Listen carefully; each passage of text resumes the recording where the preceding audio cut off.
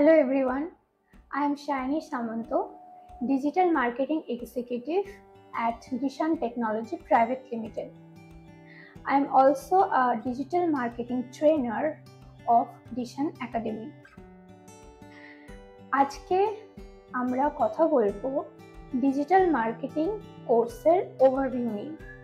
Digital marketing কি, তার demand কি, কোর্স করলে কি অপরচুনিটি বা কি স্কোপ আছে, বা ডিজিটাল মার্কেটিং এর কি কি অ্যাসপেক্টস আছে, এই সমস্ত কিছু নিয়ে আজকের আলোচনা বা আজকের session. So let's start.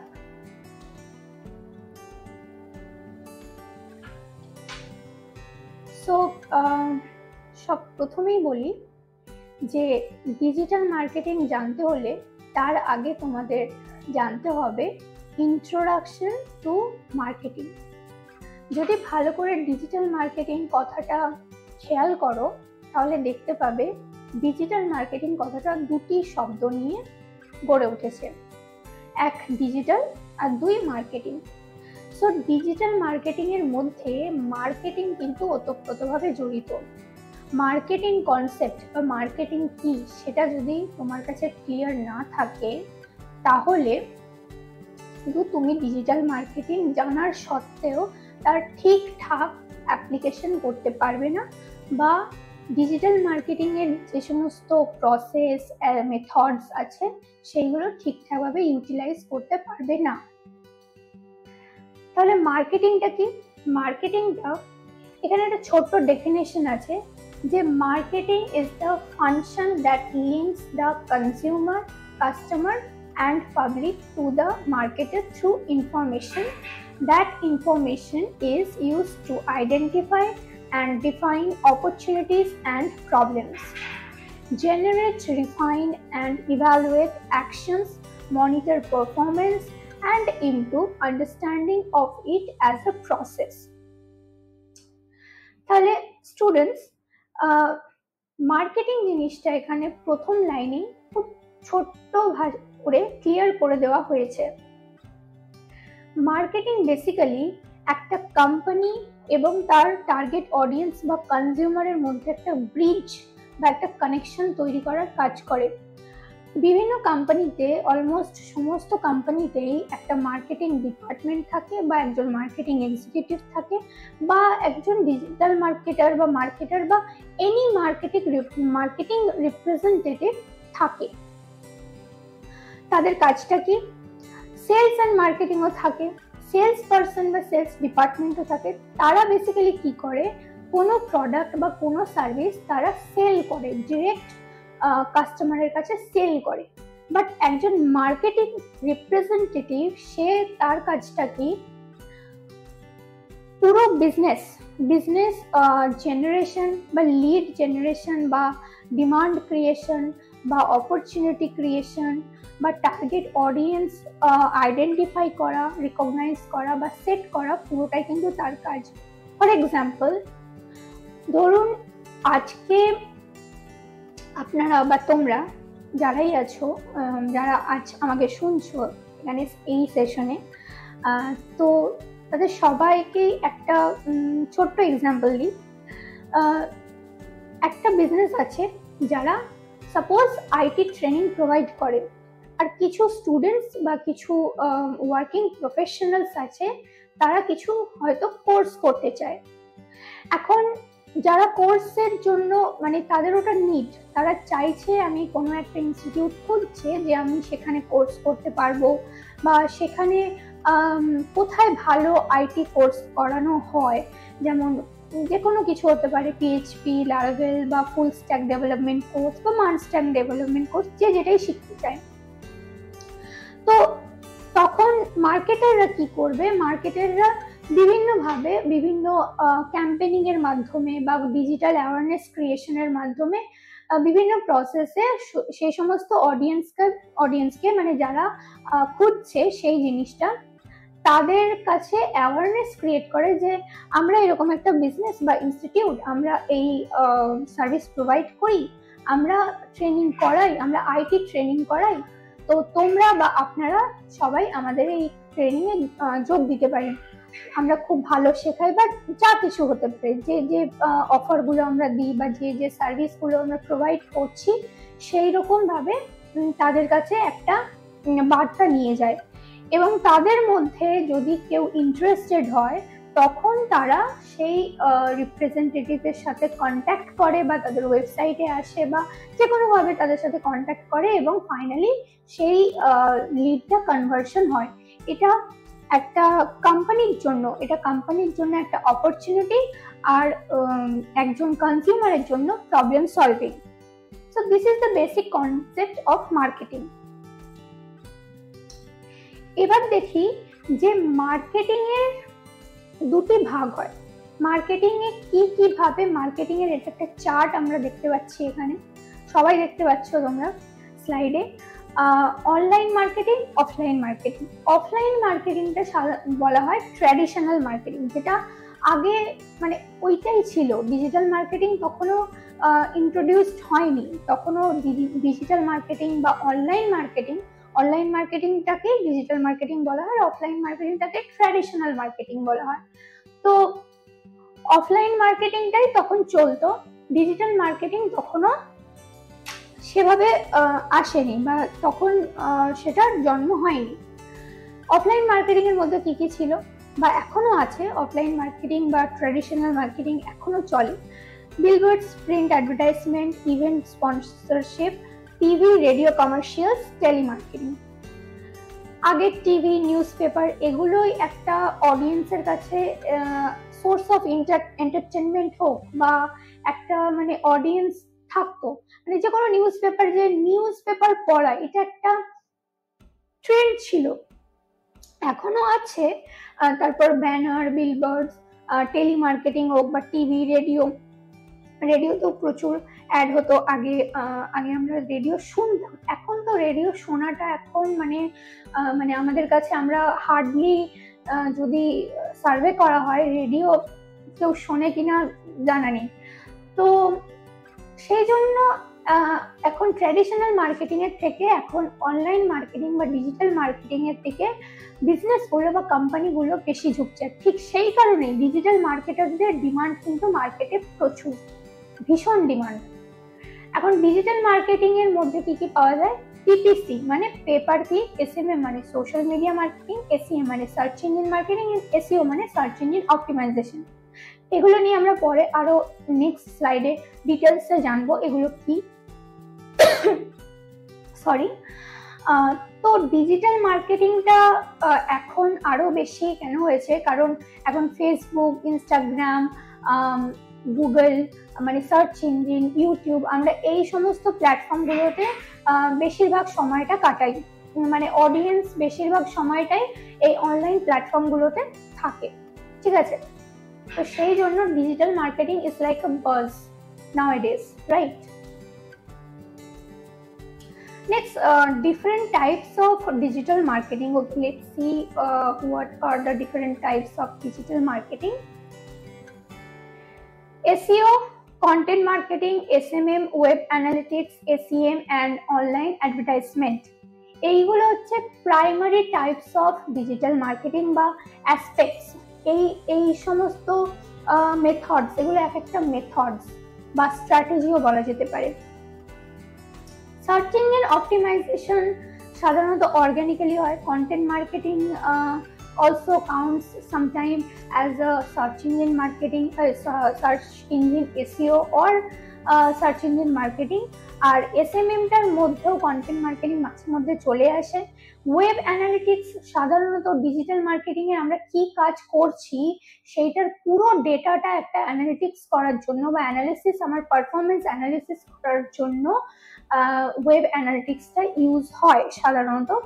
R online অ্যাডভার্টাইজমেন্টটা হচ্ছে আমরা যেমন টিভিতে অ্যাড দিই বা রেডিওতে অ্যাড চলে, এখন আমরা নতুন যে গান শুনি স্পটিফাই, এই সমস্ত বিভিন্ন পডকাস্ট চ্যানেলগুলোতেও প্রচুর অ্যাড চলে। সিমিলারলি ডিজিটাল মার্কেটিং এর মধ্যেও আমরা ইউটিউবে অ্যাড চালানো বা ফেসবুকে অ্যাড চালানো, বিভিন্ন সোশ্যাল মিডিয়া থেকে শুরু করে ইনফ্যাক্ট বিভিন্ন পার্টিকুলার কোনো ওয়েবসাইট বা কোনো সাইটের মধ্যে অ্যাড চালানো, এই সমস্ত পুরো অ্যাডস এর সেকশনটাই চলে আসে অনলাইন অ্যাডভার্টাইজমেন্টের মধ্যে। এই যে অনলাইন অ্যাডভার্টাইজিং, তো এটার মধ্যে পুরো জিনিসটা চলে আসে। ওকে, নেক্সট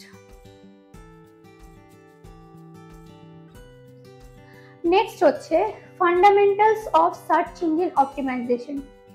এবার আমরা জানবো সার্চ ইঞ্জিন অপটিমাইজেশনটার একটু ডিটেলে, যে কি জিনিসটা, what is search engine optimisation. শব্দটার মধ্যেই এর অর্থটা লুকিয়েছে। সার্চ ইঞ্জিন কাকে বলে? সার্চ ইঞ্জিন, আমাদের এখানে কিছু সার্চ ইঞ্জিন আছে, যেমন গুগল একটা সার্চ ইঞ্জিন, বিং একটা search engine, Firefox search engine. আবার বিভিন্ন কান্ট্রি বেসিসেও অনেক সার্চ ইঞ্জিন আছে, যেমন উইভার্স বলে একটা সার্চ ইঞ্জিন আছে কোরিয়ার ওইদিকে। তারপর ধরো ইয়াহু, না ওটা না ঠিক, তো উইভার্স আছে, বাইডু বলে কিছু একটা আছে। তো বেসিক্যালি যেটা চলে সেটা হচ্ছে গুগল তো ফার্স্ট প্রায়োরিটি, বিকজ গুগল হচ্ছে all over world buzz in search engine market, right. আর ফায়ারফক্স অ্যান্ড এজ ব্রাউজার যেটা আছে ওটা, অ্যান্ড বিং চলে, ঠিক আছে। তো বিভিন্ন সার্চ ইঞ্জিনের এবার সার্চ ইঞ্জিন অপটিমাইজেশন তার মানেটা কি, যে সাপোজ আমার কোম্পানি আছে এবং আমার কোম্পানিতে আমি একটা ওয়েবসাইট বানিয়েছি, রাইট। আমার কোম্পানি এবং আমার কোম্পানিতে আমার একটা ওয়েবসাইট আছে, এবার আমি ওয়েবসাইটটা ডেভেলপমেন্ট করে বানালাম। তারপর আমি কি করব, সেই ওয়েবসাইটটা আমি গুগলে আমি চাইবো কি, যে ওই ওয়েবসাইটের মধ্যে আমার কোম্পানির সমস্ত রকম মানে আমি কি করি, কি সার্ভিস দিই, কি না কি করি, সমস্ত রকম ডেটা বা আমার কোম্পানির ব্যাপারে সব কিছু আছে। তো সেইটা আমি চাই লোকের কাছে শো করতে, মানে কাস্টমার, কনজিউমার বা অডিয়েন্স আমার সেই ওয়েবসাইটটা আরো বেশি বেশি করে দেখুক। এবং ওয়েবসাইট বেশি বেশি করে দেখতে পাবে কিসের থ্রুতে, না সার্চ ইঞ্জিনের মধ্যে। সার্চ ইঞ্জিনের মধ্যে দেখবে গুগলে যখন তোমরা টাইপ করবে কোনো কিছু একটা, যখন টাইপ করো, ধরো সাপোজ যে কোনো কিছু কোয়েশ্চেন হতে পারে, যে what is how can I become a digital marketer, suppose এটাই সার্চ করলে, তো তখন প্রচুর ওয়েবসাইট আসে, প্রচুর কন্টেন্ট আসে, কিভাবে কি করবে, তো তারা বিভিন্ন রকম কথা বলে।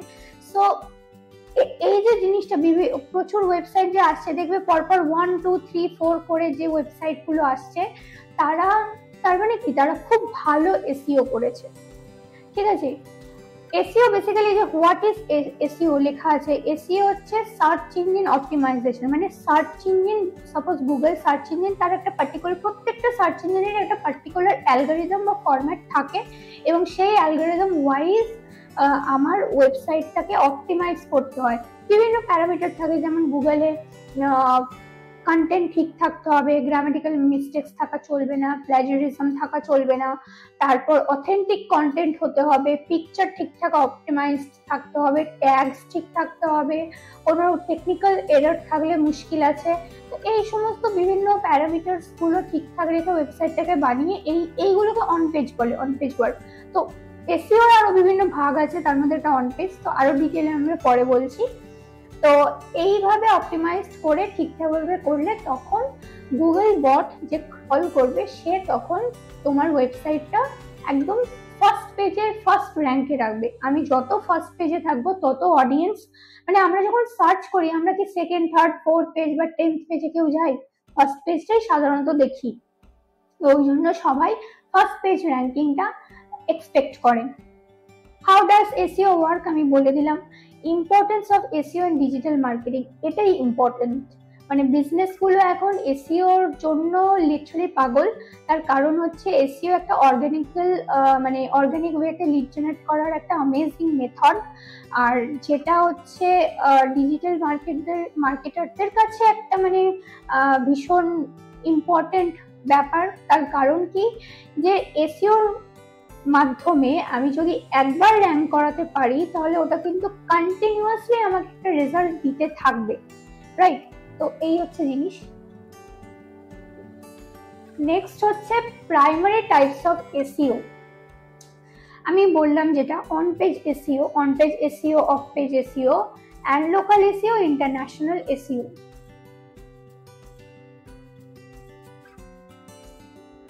তো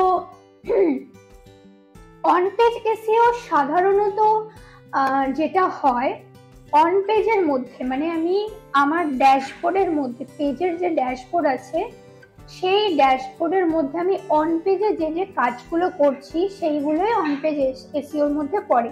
এবার তার মধ্যে কিছু টেকনিক্যাল এসইও থাকে অন পেজের মধ্যেই, সেটা চলে আসে। সেটা কি না, অন পেজের মধ্যে যেমন আমি বললাম ট্যাগস দেখা, ইমেজ ঠিকঠাক আছে কিনা, ইমেজের মধ্যে অল টেক্সট আছে, কন্টেন্ট অপটিমাইজেশন এবং আরো বিভিন্ন টেকনিক্যাল জিনিসগুলো, সেইগুলো যে অপটিমাইজ হয়। কোডিং থাকে কিছু কিছু, খুব বেসিক কোডিং, খুব একটা কিছু টাফ কিছু না। তো সেইগুলো সব অন পেজ এসইওর মধ্যে পড়ে। অফ পেজ এসইওটা কি, কথাটার মধ্যেই মানেটা লুকিয়ে আছে। অফ পেজ যেটা পেজের বাইরে, মানে ড্যাশবোর্ডের বাইরে যে এসইওর কাজ হয় সেইটা আমার অফ পেজ এসইওর কাউন্ট হয়। যেমন ব্যাকলিংকসটাও এক ধরনের এসইও, কিন্তু সেইটা আমার যেহেতু ড্যাশবোর্ডের মধ্যে মানে পেজের মধ্যে কোনো কাজ হচ্ছে না, ঠিক সেই কারণে ওটা অফ পেজ এসইও হিসেবে কাউন্ট হয়। ঠিক আছে, নেক্সট হচ্ছে local SEO and international SEO. আমরা প্রত্যেকটা নিয়ে আরো ডিটেলে পরে আলোচনা করব। লোকাল এসইওটা কি, সাপোজ আমি কলকাতায় বিজনেস খুলছি, তাহলে আমাকে কি লোকাল মার্কেট মানে আমার কলকাতাটাকে টার্গেট করতে হবে। কলকাতার মধ্যে আমি কি করে আমার অ্যাওয়ারনেস, মানে আমার বিজনেসের অ্যাওয়ারনেস, আমি যে সার্ভিসটা প্রোভাইড করছি সেটা আমি কি করে মানে অ্যাওয়ারনেসটা ক্রিয়েট করব অডিয়েন্সের মধ্যে বা প্রচার করব, সেই যে জিনিসটা সেইটা হচ্ছে লোকাল এসইও। শুধু কলকাতা না, হয়তো আমি কলকাতার বাইরেও একটু গিয়ে বর্ধমান, বীরভূম, বাঁকুড়া বা এই আরো ওয়েস্ট বেঙ্গল আর বা ওভারঅল ওয়েস্ট বেঙ্গলকেই হয়তো আমি টার্গেট করলাম। তো সেক্ষেত্রেও এটা কিন্তু লোকাল এসইওর মধ্যেই পড়ে এবং এর বিভিন্ন রকম মেথড আছে, আমরা পরে আলোচনা করবো সেটা। আর ইন্টারন্যাশনাল এসইও মানে যখন আমার একটা বিজনেস থাকবে, সেটা যে কোনো জায়গা হতে পারে, পৃথিবীর যে কোনো জায়গায়, কিন্তু আমি একদম বিজনেসের শুরু থেকেই আমার মোটো আমি ইন্টারন্যাশনালি মার্কেট টার্গেট করব। ঠিক আছে, তখন সেক্ষেত্রে কি হবে যে সাপোজ আমি ইউএসএ, ইউকে, অস্ট্রেলিয়া বা ওভারঅল মানে ওয়ার্ল্ডের মধ্যে বিভিন্ন জায়গায় আমি চাই আমার বিজনেসটা মানে অ্যাওয়ারনেস ক্রিয়েট হোক বা আমার টার্গেট মার্কেটটা অল ওভার ওয়ার্ল্ড ক্রিয়েট হোক। তখন প্রথম থেকেই ইন্টারন্যাশনাল এসইও করা হয়, ইন্টারন্যাশনালি মানে এসইও করে মার্কেটিং করা হয়। নেক্সট, এসইওর মধ্যে কিওয়ার্ড রিসার্চ আর গুগল অ্যালগরিদম হলো কি ফ্যাক্টরস অফ এসইও। এই দুটো জিনিস হলো এসইওর মধ্যে মানে ইম্পর্টেন্ট অ্যান্ড প্রাইমারি থিং। ঠিক আছে, মানে একদম প্রাইমারি যেটাকে বলে। কিওয়ার্ড রিসার্চ ছাড়া এসইও জাস্ট হয় না। আর গুগল অ্যালগরিদম বা যে কোনো সার্চ ইঞ্জিনে, যেহেতু এখানে আমাদের গুগলটাই বেশি চলে, সে তুমি ইন্টারন্যাশনাল এসইও করো, লোকাল এসইও করো, যে কোনো রকম এসইও করো, গুগলে র্যাঙ্কিং নেই এরকম ওয়েবসাইট মানে লিটারালি যাকে বলে হয় না। অন্য কোনো সার্চ ইঞ্জিনেও তুমি র্যাঙ্ক করাতে পারো, but Google is a primary thing, সেই জন্য গুগল অ্যালগরিদম। তো অ্যালগরিদম আন্ডারস্ট্যান্ডিং ছাড়া, কিওয়ার্ড রিসার্চ ছাড়া এসইও সিম্পলি ইম্পসিবল। এই দুটোই মেইন জিনিস, আর কিওয়ার্ড রিসার্চের মাধ্যমেই কিন্তু এসইওটা হয়, সেটা আমরা পরে আরো বিস্তারে আলোচনা করব। গুগল অ্যালগরিদমের মধ্যে প্রচুর অ্যালগরিদম আছে, যেমন হামিংবার্ড আছে, পান্ডা আছে, আরো গুগল অ্যালগরিদমের নিউ 2023-24 এর নিউ অ্যালগরিদম আছে। তো এরকম অ্যালগরিদমের প্রচুর, এরকম একটা জার্নালও আছে আমি বলে রাখি, সেটা হচ্ছে সার্চ ইঞ্জিন জার্নাল বলে গুগলে তোমরা যদি সার্চ করো দেখতে পাবে। ওখানে অ্যালগরিদম বলো বা এসইওর বিভিন্ন নতুন কোনো কিছু যদি আপডেট আসে, সবটা তোমরা ওখানে খুব মানে সুন্দরভাবে ওরা দেখায়। তো ওখান থেকে প্রচুর সার্চ ইঞ্জিন সম্বন্ধে স্টাডি করতে পারো তোমরা। আর keyword research is a tactics, এটা শিখতে হয়। এটা কোনো গুগল থেকে তুমি মানে শিখতে পারবে না, গুগলে আর্টিকেল পড়ে, মানে গুগল তো সবকিছু শেখাতে পারে না, রাইট? গুগল থেকে অ্যালগরিদম সম্বন্ধে জেনে যাবে তুমি, বাট কিওয়ার্ড রিসার্চ এমন একটা জিনিস, এইটা হচ্ছে ট্রিক্স, প্রচুর ট্রিক্স থাকে অ্যান্ড ইটস আ মেথড। তো এইটা শিখতে হয় ভালো কোনো ইনস্টিটিউট থেকে বা ভালো কোনো ডিজিটাল মার্কেটার, এক্সপিরিয়েন্স ডিজিটাল মার্কেটারের কাছ থেকে এই কিওয়ার্ড রিসার্চ প্রসেসটা শিখতে হয়। On page SEO, on page এসইওটা কি ডিটেলে আগেই বলেছি প্রসেসটা কি। এবার সেখানে কি কি ক্যাটাগরি থাকে, যেটা আমি বলছিলাম যে প্রচুর কিছু ক্যাটাগরি আছে, সেইগুলো ফুলফিল করতে হয়, দেন অন পেজ এসইও মানে কাউন্ট হবে অ্যাকর্ডিং টু গুগল অ্যালগরিদম। তবে গুগল বট তোমার ওয়েবসাইটটাকে বেশি প্রায়োরিটি দেবে এবং সেটা সার্চ ইঞ্জিনে র্যাঙ্ক করাতে পারবে বা র্যাঙ্ক করাবে। হেডিং ট্যাগস কনফিগারেশন, ঠিক আছে? হেডিং ট্যাগস কনফিগারেশনটা কি? হেড ট্যাগ বলে কিছু অপশন থাকে, যেটা হেডার অপশনে মানে কোডিং এ যে হেডার অপশন ওখানে থাকে ওই ট্যাগস গুলো কনফিগারেশন। তো এটা সিম্পলি বোঝাতে গেলে এটা বলবো যে আমরা ছোটবেলায় প্রচুর কিছু মানে যে কোনো কিছু ছোটবেলা হোক বা এখনো লেখালেখি করি। যখন আমরা কোনো লেখা লিখি তখন আমরা কি করি, ফার্স্টে একটা হেডিং দিই বা একটা টপিক থাকে আমাদের, রাইট? তো একটা টপিক ছাড়া তো একটা লেখা পসিবল না। সিমিলারলি একটা হেডিং ছাড়া তার কন্টেন্টটাও নিশ্চয়ই পসিবল না, whether it's a website or simply white paper, যে কোনো জায়গায় হোক একটা টপিক বা একটা হেডিংটা ইম্পর্টেন্ট, হেডিং ছাড়া লেখা হয় না। তো সেই হেডিং এর মধ্যে কিছু এবার কোডিং আসতে হয়, মানে কোডিং ট্যাগ দিতে হয়, যাতে গুগল বট যে আছে সে যখন ক্রল করবে, সাপোজ কেউ সার্চ করলো ডিজিটাল মার্কেটিং কোর্স, সার্চ করলো তো সার্চ বারে, তখন গুগল বট ওই কিওয়ার্ডটা পিক করলো, তারপর সে এবার প্রচুর ওয়েবসাইট আছে সার্ভারে, গুগলের সার্ভারে প্রচুর ওয়েবসাইট আছে, তো সেখান থেকে প্রচুর মানে খুঁজে খুঁজে যেখানেই দেখবে যে ডিজিটাল মার্কেটিং কোর্স, এই পার্টিকুলার কিওয়ার্ডটা, সরি, তো এই পার্টিকুলার কিওয়ার্ডটা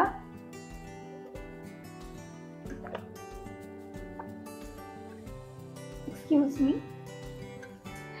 তো যেখানে দেখতে পাবে যদি তোমার ওয়েবসাইটের হেডিং এ গুগল বট দেখে যে ডিজিটাল মার্কেটিং কোর্স এই কিওয়ার্ডটা আছে, তখন সঙ্গে সঙ্গে গুগল বট তোমার ওয়েবসাইটটা ওই ইউজারের কাছে দিয়ে দেবে, শো করাবে, তার ফোনে সে যেখানে সার্চ করেছে সেখানে ফার্স্টে ও তোমার ওয়েবসাইটটা শো করবে। তো এইটাই হচ্ছে, আর গুগল বট না ট্যাগটা বোঝে, হেডিং এ কি লিখেছো সেটা ঠিক আছে, খুব ভালো, কিন্তু ট্যাগটা দেওয়াটা খুব ইম্পর্টেন্ট, ট্যাগটা বোঝে। তারপরে মেটা টাইটেল, মেটা ডেসক্রিপশন, এটাও একটা কাইন্ড অফ ট্যাগ। এবার প্রচুর দুভাবে করা যেতে পারে, এক তুমি ব্যাকএন্ডে গিয়ে কোড করে meta title meta description change করতে পারো, অথবা বিভিন্ন এসইও টুল থাকে, যেমন all in one SEO tool, Yoast SEO tool, ইওস্টটা খুব ভালো একটা এসইও টুল, ওখানে মেটা টাইটেল মেটা ডেসক্রিপশনের অপশন থাকে, যেখান থেকে তুমি মেটা টাইটেল আর মেটা ডেসক্রিপশনটা অপটিমাইজ করতে পারো। আর এটাও একটা কাইন্ড অফ ট্যাগ যেটা গুগল বট ক্রল করে, এবং ইটস আ এসইও ফ্যাক্টর, সেই জন্যই এটা এসইও ফ্যাক্টর। কন্টেন্ট অপটিমাইজেশন, যেটা আমি আগেই বললাম যে গুগল অ্যালগরিদম ওয়াইজ, যেটা যতদূর নিউ মানে এটা বরাবরই থেকে, যে যতই অ্যালগরিদম আপডেট হোক বা যাই হোক না কেন, এইটা একটা কমন ফ্যাক্টর যে কন্টেন্ট গ্রামাটিক্যাল এরর থাকা চলবে না, আর দুই কোনো রকম ডুপ্লিকেট কন্টেন্ট থাকা চলবে না, মানে একদম অথেন্টিক অরিজিনাল কন্টেন্ট হতে হবে। এই দুটো একদম primary criteria.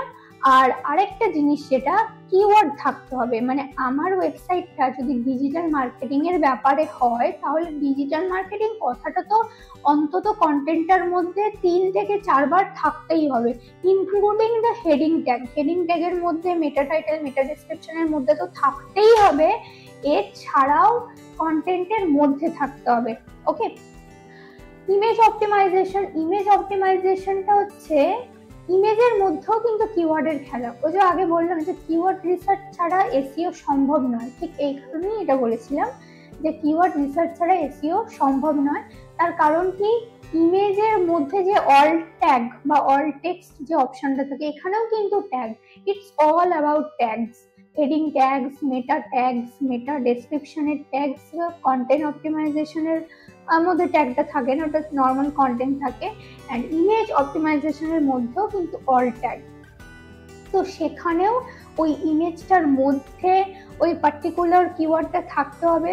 Suppose digital marketing, এই কিওয়ার্ডটা নিয়ে আমরা কথা বলছি, তো ডিজিটাল মার্কেটিং ওই কিওয়ার্ডটা ওই ইমেজের মধ্যে থাকতে হবে। অলসো অল ট্যাগের মধ্যে সেখানেও কিন্তু ওই সেম কিওয়ার্ডটা থাকতে হবে। ইউআরএল স্ট্রাকচারটাও খুব ইম্পর্টেন্ট এসইওর জন্য, একদম প্রাইমারি ফ্যাক্টর। এখানে আমরা প্রাইমারি ফ্যাক্টর নিয়েই কথা বলছি, যেহেতু ইনিশিয়ালি মানে একটা ক্লাসে তো সবকিছু বলে দেওয়া যায় না, সম্ভবই না। আর digital marketing is a vast syllabus, আর এটা চেঞ্জ হয়, মানে এটার কোনো শেষ নেই। মানে আজকে একটা আপডেট হলো, নতুন একটা আপডেট এলে তখন সেটা নিয়ে পড়াশোনা করতে হবে। মানে ডিজিটাল মার্কেটারদের অলওয়েজ স্টাডি, পড়াশোনার মধ্যেই থাকতে হয়। তো ইউআরএল স্ট্রাকচারটা কি? ইউআরএল স্ট্রাকচারটা হচ্ছে সাধারণত গুগল যেটা প্রেফার করে সেটা হচ্ছে খুব কনসাইজ, একদম প্রিসাইজ, যেটা একদম টু দি পয়েন্ট ইউআরএলটা পছন্দ করে। ফর এক্সাম্পল, আমার যদি অ্যাবাউট আস পেজটা আমি শো করাই, তাহলে কি হবে আমার ইউআরএলটা? Suppose Dishan Academy, right? dishanacademy.in/aboutus, ব্যাস, দ্যাটস ইট। এইটুকুটাই ইউআরএল, একদম পারফেক্ট কনসাইজ ইউআরএল, এইটাই একদম স্ট্যান্ডার্ড।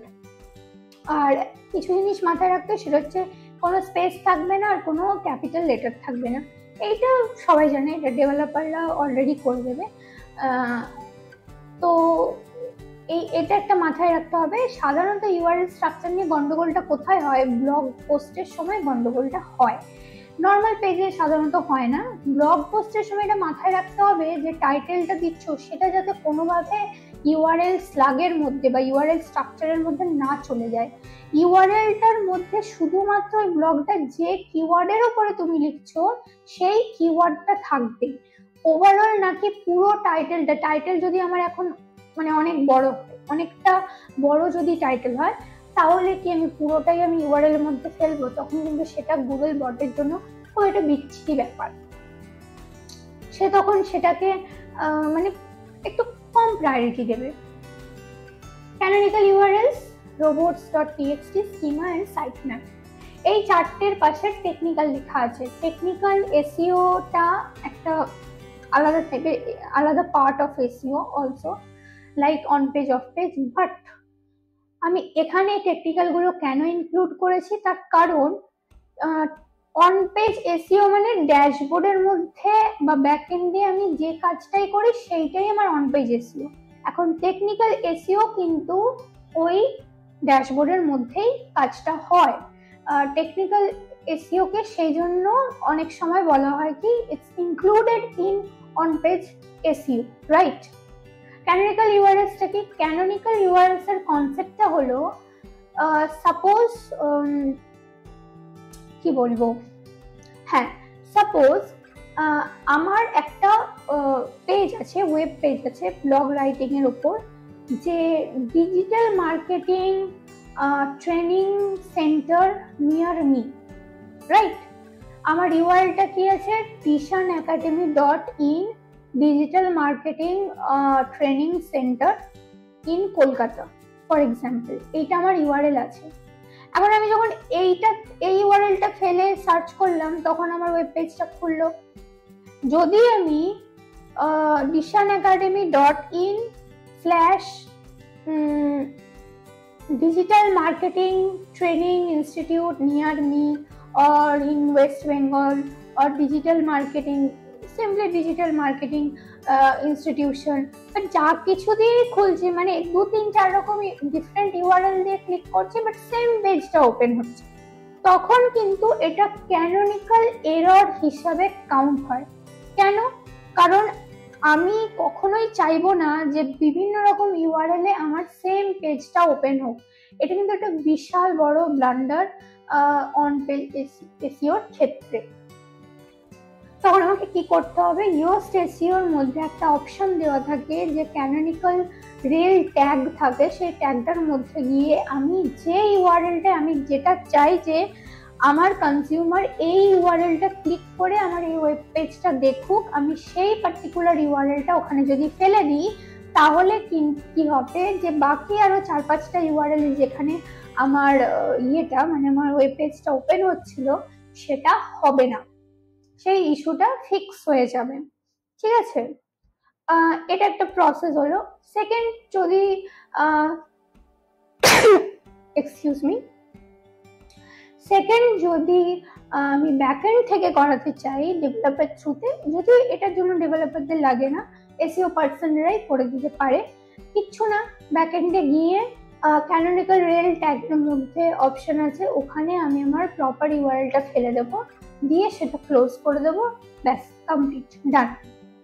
নেক্সট হচ্ছে robots.txt। robots.txt is another technical SEO, যেখানে robots.txt টা কি হয় না, অনেক সময় কি হয় না, ওয়েবসাইটে কাজ হতে থাকে, রাইট? সাপোজ আমি অ্যাবাউট পেজটা চেঞ্জ করাচ্ছি বা নতুন কোনো পেজ অ্যাড করছি বা কোনো একটা পেজে আমি কন্টেন্ট অপটিমাইজ করছি বা কিছু কাজ হচ্ছে, অথবা আমি এমন কিছু পেজেস থাকে ওয়েবসাইটের মধ্যে, প্রত্যেকটা ওয়েবসাইটের মধ্যে, যেগুলো আমি শো করাতে চাই না। ওকে, যেমন অনেকে প্রাইভেসি পলিসি পেজ বা টার্মস অ্যান্ড কন্ডিশন পেজ, এই পেজগুলো চায় না যে ইউজার দেখুক, তখন সে কি করবে, তখন এই জায়গাটাতে robots.txt টা কাজে আসে।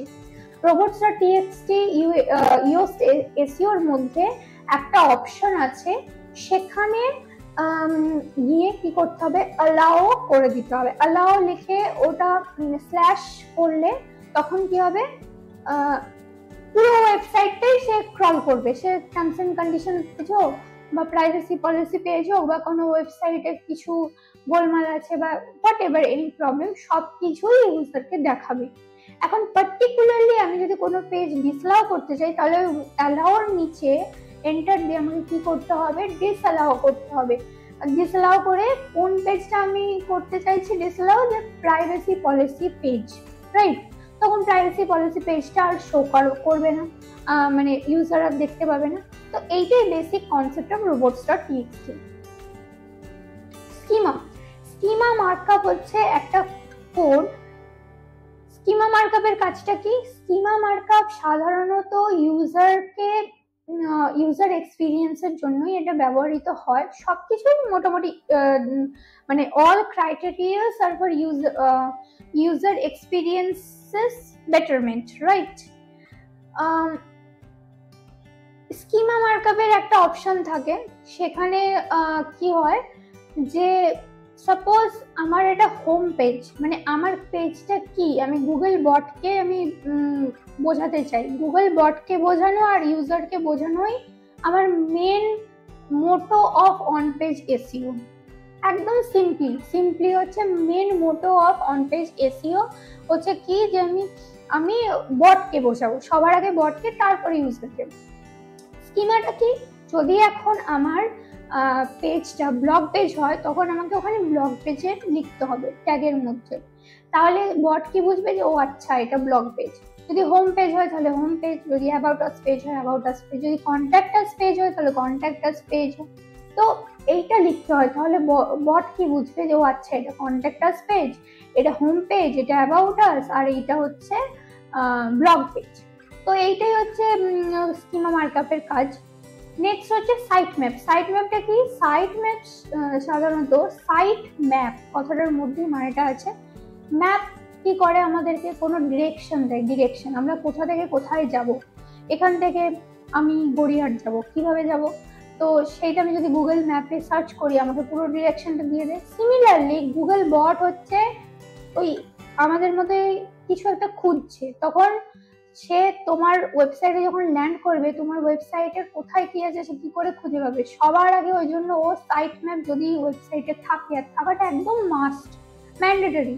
যদি না থাকে তাহলে I will always suggest ki if you have a website, first generate sitemap and upload it on your website, right?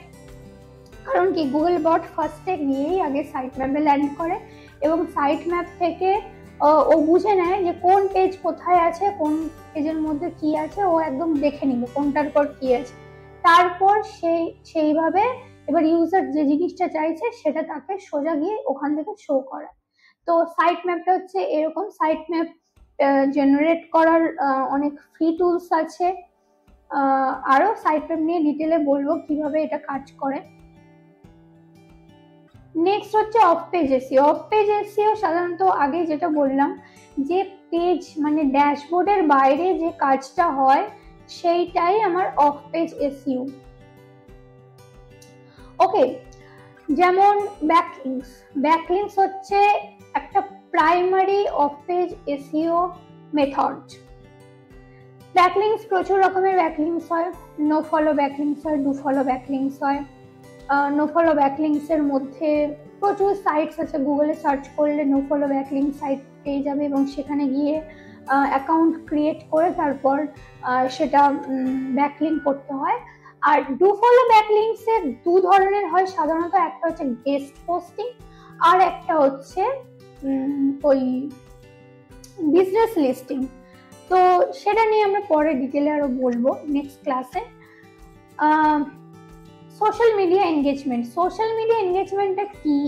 এটাও কাইন্ড অফ কিন্তু ব্যাকলিংক। প্রত্যেকটা জিনিস, press release, guest posting, crawlability, mobile ফ্রেন্ডলিনেসটা বাদে আর ক্রলেবিলিটি বাদে, এই দুটো বাদে বাকিগুলো কাইন্ড অফ ব্যাকলিংক। আমি বিভিন্ন মানে কোরাতে আমি ব্যাকলিংক করতে পারি, আমি medium.com এ ব্যাকলিংক করতে পারি, আমি হাব পেজে ব্যাকলিংক করতে পারি, জাস্ট পেজে ব্যাকলিংক করতে পারি। সিমিলারলি আমি কিন্তু ফেসবুক, লিঙ্কডইন, ইনস্টাগ্রামেও কিন্তু ব্যাকলিংক করতে পারি, ঠিক আছে? তাহলে সেইটাকেই সোশ্যাল মিডিয়া এনগেজমেন্ট হিসেবে কাউন্ট করা হয়। কেন? কারণ এগুলো সোশ্যাল মিডিয়া প্ল্যাটফর্ম, আর সোশ্যাল মিডিয়া প্ল্যাটফর্মে আমি যখন ব্যাকলিংক ক্রিয়েট করছি, এটা তো আমার সোশ্যাল মিডিয়া থ্রুতেই, আমার যদি ওই মানে ইউআরএল-এ কেউ ক্লিক করে আমার ওয়েবসাইটে ল্যান্ড করে, এটা সোশ্যাল মিডিয়া থেকে একটা এনগেজমেন্ট ক্রিয়েট হচ্ছে, সেই জন্য এটাকে সোশ্যাল মিডিয়া এনগেজমেন্ট ধরা হয়। প্রেস রিলিজটা কি? প্রেস রিলিজ হচ্ছে প্রচুর সাইট থাকে, যেমন ক্রাঞ্চ বেস, তারপর DesignRush, TrueFirms, GoodFirms, তারপর আরো অনেক আছে, যেমন হাফ পেজও is kind of press release site. তো এইগুলোতে কি হয়, বিভিন্ন মানে বিজনেসগুলো তাদের কোম্পানি লিস্টিং করায়, এবং ওখানে একটা অপশন থাকে যেখানে নিউজ লেটার বা আমার কোনো হয়তো একটা প্রজেক্ট আমার কমপ্লিট হয়েছে সাকসেসফুলি, আমি সেটার বিষয়ে একটা ছোট্ট আর্টিকেল লিখে একটা ব্যানার বানিয়ে সেখানে আমি আপলোড করলাম। অপশন থাকে ওখানে ইমেজ অ্যান্ড আর্টিকেল, মানে ক্যাপশন আর কি, ক্যাপশন না, শর্ট আর্টিকেল মানে অ্যাবাউট দ্য কোম্পানি, এটা আপলোড করার অপশন থাকে। তো সেখানে আমি যখন এটা আপলোড করব, এটাকে প্রেস রিলিজ হিসেবে কাউন্ট করা হয়, ঠিক আছে? গেস্ট পোস্টিংটা হচ্ছে কি? গেস্ট পোস্টিং হচ্ছে কাইন্ড অফ ব্যাকলিংক, যেখানে সাপোজ আমি একদম এক্সাম্পল দিই, কারণ গেস্ট পোস্টিংটা না এক্সাম্পল ছাড়া মানে ঠিক সিম্পলি বুঝতে পারবে না। ওকে, সাপোজ তুমি একটা ব্যাকলিংক করবে, তোমাকে বলা হলো যে আইটি কোম্পানি, একটা ওয়েবসাইট আছে IT company, IT service provide করে যারা, তাদের হয়ে ব্যাকলিংক করো, গেস্ট পোস্টিং করো। তখন তোমাকে ফার্স্টে কি করতে হবে? আর হ্যাঁ, গেস্ট পোস্টিং এরও কিছু ক্রাইটেরিয়া আছে, তার মধ্যে একটা ক্রাইটেরিয়া হলো relevancy. Relevancy is very very important. মানে আমার আইটি কোম্পানি, আমি কখনোই পারি না একটা রিটেল কোম্পানিতে বা কোনো একটা ফ্যাশন কোম্পানিতে বা গার্মেন্টস কোম্পানির একটা সাইটে গিয়ে ব্যাকলিঙ্ক করে দেওয়া, কারণ সেখানে তো গার্মেন্টস এর বা ফ্যাশনের সমস্ত ট্রাফিক থাকবে, তো সেটা আমার কোনো কাজের দেবে না, মানে কোনো ফ্রুটফুল রেজাল্টই পাবো না আমি, রাইট? তো রেলিভেন্স ইজ ভেরি ইম্পর্টেন্ট। আমার যদি আইটি কোম্পানি হয় আমাকে সেই মতোই আমাকে রেলিভেন্ট সাইটে গিয়ে ব্যাকলিঙ্ক করতে হবে। ওকে, এবার প্রসেসটা কি? অনেক সময় free guest post site luckily পাওয়া যায়, খুঁজলে পাওয়া যায়। ওটা একটা মানে মারাত্মক একটা কনফিডেন্সিয়াল ট্যাকটিক্স বলা যেতে পারে, যেটা সাধারণত করা উচিত না। এরকম প্রচুর কিছু আছে যেগুলো করা উচিত না। এনিওয়েজ, তো যেটা উচিত, যেটা সোজা পদ্ধতি সেটা বলি। সাধারণত ইমেলের থ্রুতে, মানে ওদের সাইটে হয়তো কোনো সাইট আমার পছন্দ হলো যে হ্যাঁ এখানে আমি আমার গেস্ট পোস্টিং করতে পারি কারণ এটা রেলেভেন্ট সাইট, তো আমি ওখানে কন্ট্যাক্ট নাম্বার থাকে ওদের সাইটে বা মেল থাকে, তো সেখানে মেল করতে হয় বা ওদেরকে ফোন করতে হয়, দিয়ে সেই কোম্পানির ওনার বা যে রিপ্রেজেন্টেটিভ আছে তার সাথে কথা বলে যে হ্যাঁ আমি এরকম আইটি কোম্পানি, আমি একটা আর্টিকেল লিখেছি এটার ব্যাপারে, আমি আপনার ওয়েবসাইটটা গো থ্রু করেছি, আমি মনে করি যে আমার এই আর্টিকেলটা আপনার সাইটে যদি আমি ব্যাকলিঙ্ক করাতে পারি তাহলে এটা আমার জন্য খুব বেনিফিশিয়াল হবে। আর আপনি যদি আমার আমার ব্যাকলিঙ্কটা যদি আপনার মানে আর্টিকেলের মধ্যে বা আপনার কোনো পেজে করান তাহলে সিমিলারলি মানে এটা সর্ট অফ আদান প্রদান, মানে আমার ওয়েবসাইটেও আপনি একটা ব্যাকলিঙ্ক করতে পারেন, ঠিক আছে? এইভাবে হয়। অথবা ওরা টাকা নেয়, ঠিক আছে? ওরা টাকা নেয় যে হ্যাঁ আমি এতগুলো ব্যাকলিঙ্ক আমার সাইটে করতে দেব, আমার জন্য আমাকে এত টাকা পেমেন্ট করতে হবে। ওকে, এর একটা প্রসেস। এবার কি হয়, এটা ডিপেন্ড করে। এবার আরেকটা জিনিস, ওই যে বললাম রেলিভেন্সি একটা ক্রাইটেরিয়া, আরেকটা যে ক্রাইটেরিয়া থাকে এক্ষেত্রে দেখতে হবে, যেটা মাথায় রাখতে হবে, সেটা হচ্ছে ডোমেন অথরিটি। মানে আমার ওয়েবসাইটে যদি ডোমেন অথরিটি 10 হয়, আমি কখনোই 7, 8, 5 এইরকম ডোমেন অথরিটি আছে এইরকম ওয়েবসাইটে, যতই আইটি রিলেটেড ওয়েবসাইট হোক যাই হোক না কেন, আমি করাটা ঠিক না, মানে it's a West of time simply. তখন আমাকে সব সময় আমার সাইটের যত ডোমেন অথরিটি তার থেকে বেশি ডোমেন অথরিটি আছে এরকম ওয়েবসাইটে করতে হবে। মানে আমার যদি ডোমেন অথরিটি ওয়েবসাইটে 10 হয় তাহলে আমি 15, 16, 17, 18, 20, 80, 90 যতই ডোমেন অথরিটি, মানে যত বেশি হবে তত ভালো, এইরকম ডোমেন অথরিটি যুক্ত ওয়েবসাইটে আমি ব্যাকলিঙ্ক করাবো, ঠিক আছে? নেক্সট হচ্ছে ক্রলেবিলিটি। ক্রলেবিলিটি সাধারণত গুগল বট যে ক্রল করে আমাদের ওয়েবসাইটটা ক্রলিং হয় সেইটাকে ক্রলেবিলিটি বলে সাধারণত। এটা সিম্পল জিনিস, এটা কিছু না। মোবাইল ফ্রেন্ডলিনেসটা ক্রলেবিলিটি না, এটা একটা অটোমেটিক জিনিস। এটা তুমি তোমার অন পেজে কাজ করে যাবে, সবকিছু ঠিকঠাক রাখবে, আর অফ পেজেও কাজ করবে, ক্রলেবিলিটি ওটা অটোমেটিক্যালি হতে থাকবে, ঠিক আছে? মোবাইল ফ্রেন্ডলিনেসটা কি, আমরা সাধারণত আজকাল সবসময় মোবাইলেই, মানে কেউ ল্যাপটপটা ওপেন করে কিছু একটা দেখবো, এটা সাধারণত করিই না। যা কিছু হচ্ছে, কিছু সার্চ করা, কিছু কাজ করা 90% মোবাইলেই হয়। এখন যদি তোমরা দেখো কোনো ওয়েবসাইট দেখবে যে তখন মানে কি বলবো, ল্যাপটপের মধ্যে খুলছো বা কোনো সিস্টেমের মধ্যে ওপেন করছো তখন সুন্দর দেখাচ্ছে, কিন্তু সেম ওয়েবসাইটটা যদি আমি মোবাইলের মধ্যে ওপেন করি তাহলে সেই লেখাগুলো কিরকম সরে যায়, পিকচারগুলো কেটে যায়, একটা কিরকম অদ্ভুত লাগে দেখতে, মানে পুরো জিনিসটা যেন একটা ঘেঁটে আছে, ঠিকঠাক নেই, ঠিকঠাক জায়গায়, মানে যেটা আমি পিসিতে দেখতে পাচ্ছি যেমন বা কম্পিউটারের মধ্যে যেটা দেখতে পাচ্ছি সেটা আমি মোবাইলে ঠিকঠাক দেখতে পাচ্ছি না। তখন কি হবে, তার মানে কি, তার মানে ওটা মোবাইল ফ্রেন্ডলিনেস করা নেই, ওটা করতে হয়, ওটা ডেভেলপাররাও করে বা এসইও পার্সন, বিভিন্ন প্লাগইনস আছে ওয়ার্ডপ্রেস এর মধ্যে, বিভিন্ন প্লাগইনস আছে, প্লাগইনস এর থ্রুতেও করা যায় মোবাইল ফ্রেন্ডলিনেসটা করা যায়, যেটা খুবই ইম্পর্টেন্ট, কারণ বেশিরভাগ ইউজারই মোবাইলেই থাকে। নেক্সট হচ্ছে লোকাল এসইও। লোকাল এসইওটার কি, লোকাল এসইও বললাম অলরেডি যে লোকাল মার্কেট কেটার করাই হচ্ছে লোকাল এসইওর একটা পার্ট। তার মধ্যে কি আছে, GMB, local citation, local keyword research, business listing, online review, survivability of Google map and GSC. জিএমবিটা কি, গুগলের জিএমবি অ্যাকাউন্ট খুলতে হয়, গুগল মাই বিজনেস অ্যাকাউন্ট, মানে এটা primary criteria of starting any business, any small business. New বিজনেসের জন্য আমি তো বলবো GMB is the best strategy. তো জিএমবি ওপেন করতে হয় অ্যান্ড তারপর সেখানে সমস্ত ডিটেলস দিতে হয়, কোম্পানির ডিটেলস, সব কিছু ডিটেলস দিয়ে ওয়েবসাইট এটা সেটা অনেক অপটিমাইজেশন থাকে।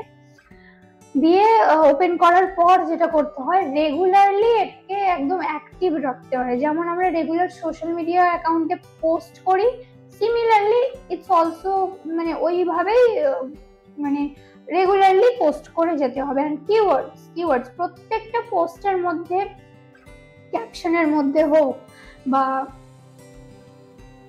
পিকচারের মধ্যে হোক বা অল ট্যাগের মধ্যে হোক, অল টেক্সট অপশন থাকে। তো সেখানে ওই ইয়েটা মানে কিওয়ার্ডটা থাকাটা মাস্ট, কারণ ওই কিওয়ার্ডটা ধরেই কিন্তু গুগল ক্রল করবে।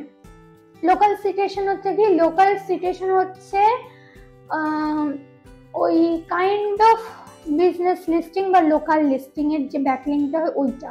লোকাল সিটেশনের প্রচুর সাইটস আছে, যেমন আমি বললাম কয়েকটা, যেমন ওই কি বলে ডিজাইন রাশ হতে পারে, বা প্রচুর এরকম ছোট ছোট আরো অনেক সাইটস থাকে যে আমার এখন মনে পড়ছে না। ডিজাইন রাশ হতে পারে, ডিজাইন রাশ, আরো ওই যে একটা আছে গুড ফর্মস বলে একটা আছে, ইয়েস গুড ফর্মস বলে একটা সাইট আছে। তো এরকম প্রচুর সাইট আছে যেখানে প্রোফাইল ক্রিয়েশন করা হয় অ্যান্ড সেখানে লোকাল সিটেশন করা হয়। মানে বিজনেস নেমটা আমি লগ ইন করলাম, এনলিস্ট করলাম আমার বিজনেসকে, অ্যান্ড আমি কি সার্ভিস প্রোভাইড করি, বা আমার এখানে ওনারকে কটা থেকে কটা পর্যন্ত, ও হ্যাঁ just dial is kind of একই ক্যাটাগরিতে পড়তে পারে। এবং জাস্ট ডায়ালের মতন আরো প্রচুর আছে, অনেকে ইন্ডিয়া মার্টে মানে লোকাল সিটেশন করে, ইন্ডিয়া মার্টে এনলিস্ট করায়, জাস্ট ডায়াল এনলিস্ট করায়। আরো অনেক এরকম প্রচুর মার্কেট প্লেস আছে, সেখানে প্ল্যাটফর্মস আছে, সেখানে এনলিস্ট করার বিজনেস। যাতে কি হয়, ওই প্ল্যাটফর্মের মানে ওটা তো একটা সর্ট অফ একটা পোর্টাল বা একটা হিউজ অডিয়েন্স ওখানে থাকে, একটা মানে প্রচুর কি বলবো, প্রচুর অডিয়েন্স ওখানে বিভিন্ন কারণে থাকে, বিভিন্ন সার্ভিসিং এর জন্য থাকে, একটা প্ল্যাটফর্ম। তো সেখান থেকে আমি অডিয়েন্স পেতে পারি, ট্রাফিক আসতে পারে। লোকাল কিওয়ার্ড রিসার্চ, এখন লোকাল কিওয়ার্ড রিসার্চটা কি? লোকাল কিওয়ার্ড রিসার্চ মানে যদি তুমি এখন ভাবো যে আমি বাংলায় আছি, কলকাতার বিজনেস, আমি বাংলাতে যে কিওয়ার্ড রিসার্চ করব সেটাই লোকাল কিওয়ার্ড রিসার্চ, না, এটা ভুল। আজকে যদি আমি আমার বিজনেসটা যদি থাইল্যান্ডে হয়, তাহলে আমি যদি থাইল্যান্ডের ভাষায় কিওয়ার্ড রিসার্চ করি, তাহলে থাইল্যান্ডের বিজনেসটা তো থাইল্যান্ডে হচ্ছে, তাহলে থাইল্যান্ডের ওদের ওখানকার বিজনেসের পার্সপেক্টিভ থেকে ওটা লোকাল কিওয়ার্ড রিসার্চ হলো, ঠিক আছে? মানে সিম্পলি যদি বলি, আমি কলকাতায় আমার বিজনেস আছে, আমি কলকাতার মানে ইউজার বা বায়ার পার্সোনাটা অ্যানালাইসিস করে যে এখানে লোকজন কিরকম ধরনের মানে সার্চ করে, বা এদের সার্চ কি হ্যাবিটটা কি, এই সমস্ত কিছু অ্যানালিসিস করে আমি যদি কিওয়ার্ড রিসার্চ করি, এটাও লোকাল কিওয়ার্ড রিসার্চ হলো। আমি যদি কোরিয়ান ভাষা, তো ওদের কোনো বিজনেসের মানে আমি এখান থেকে কোরিয়ার জন্য কাজ করতে পারি, ইন্টারন্যাশনাল এসইও হলো আমার জন্য, কিন্তু ওদের ওখানকার ওরা বললো যে আমরা লোকাল এসইও করাবো, লোকাল কিওয়ার্ড রিসার্চ করাবো। কি করে করবো? তাহলে আমাকে কোরিয়ান ভাষাটা জানতে হবে, এবং কোরিয়ার ওখানকার মানে ইউজারদের বা অডিয়েন্সের কিরকম সার্চিং হ্যাবিট বা কি, সেগুলো একটু অ্যানালিসিস করে রিসার্চ করে তারপর বায়ার পার্সোনা ধরে সেই মতন করে যদি আমি কিওয়ার্ড রিসার্চ করি, তাহলে সেটাও কিন্তু local keyword research. Business listing, ওই লোকাল সিটেশন আর business listing kind of same, এটা নিয়ে বেশি কিছু বলছি না। অনলাইন রিভিউসটা কি? আচ্ছা, অনলাইন রিভিউস হচ্ছে এই যে জিএমবি বললাম, গুগল মাই বিজনেসে কিন্তু অনলাইন রিভিউস হয়। এছাড়া Glassdoor, ambition box,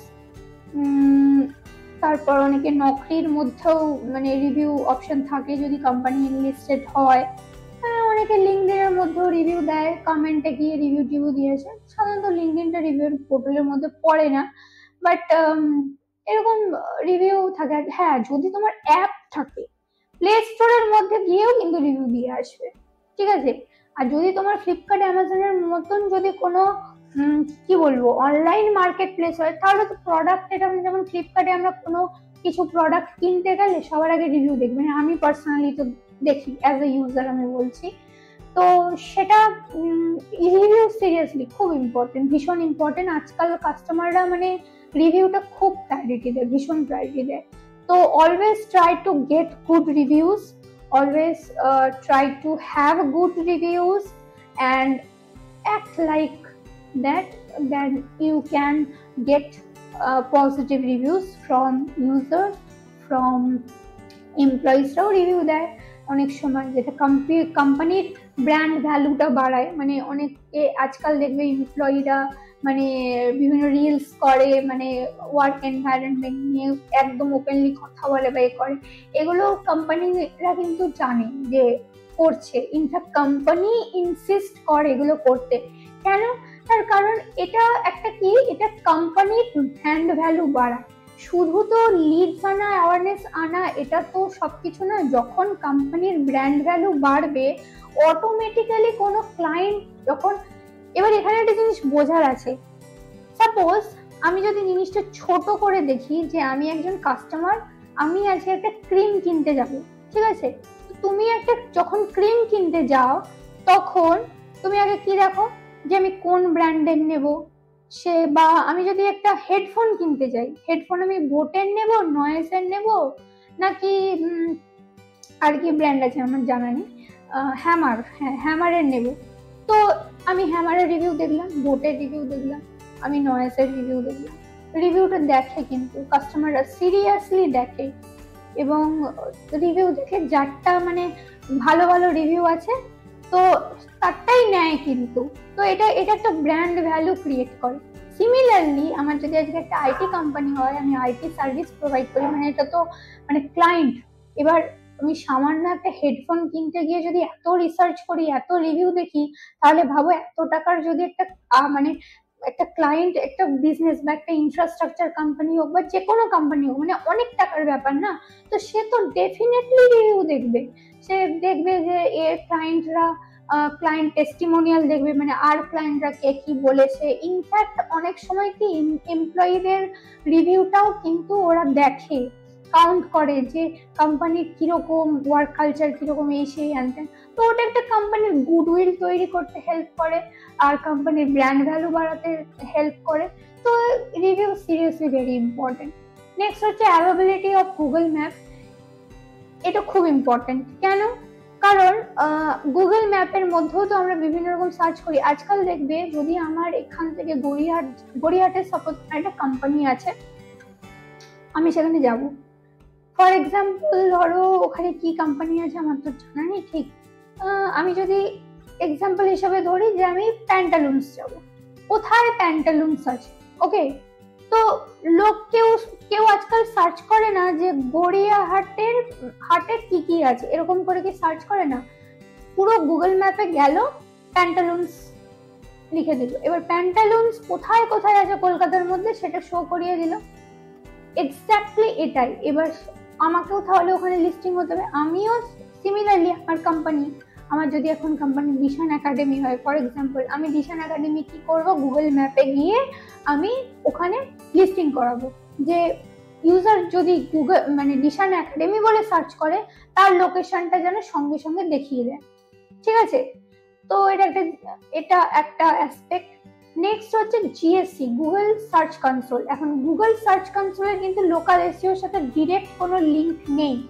Google search console সাধারণত কি, এটা একটা টুলস ফ্রম গুগলের এটা একটা টুল, যেটা কি করে ডেটা অ্যানালিটিক্সে সাহায্য করে। কিন্তু লোকাল এসইওর মধ্যে আমি এটা কেন রেখেছি, তার কারণ হচ্ছে ইন্ডেক্সিং এর জন্য। মানে আমি একটা ওয়েবসাইট যখন বানালাম, তখন আমি ওয়েবসাইটটা তো ইন্ডেক্স করাবো। তো এবার কোনো বিজনেস কি প্রথমে লোকাল দিয়েই স্টার্ট হয়, সে পৃথিবীর যেই প্রান্তেই থাকুক।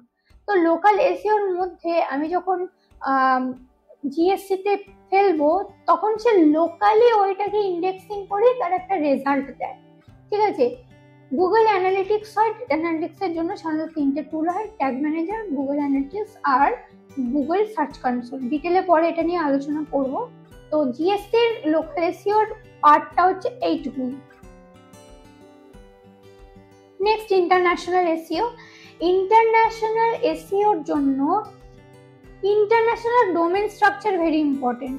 কিরকম হয় সেটা?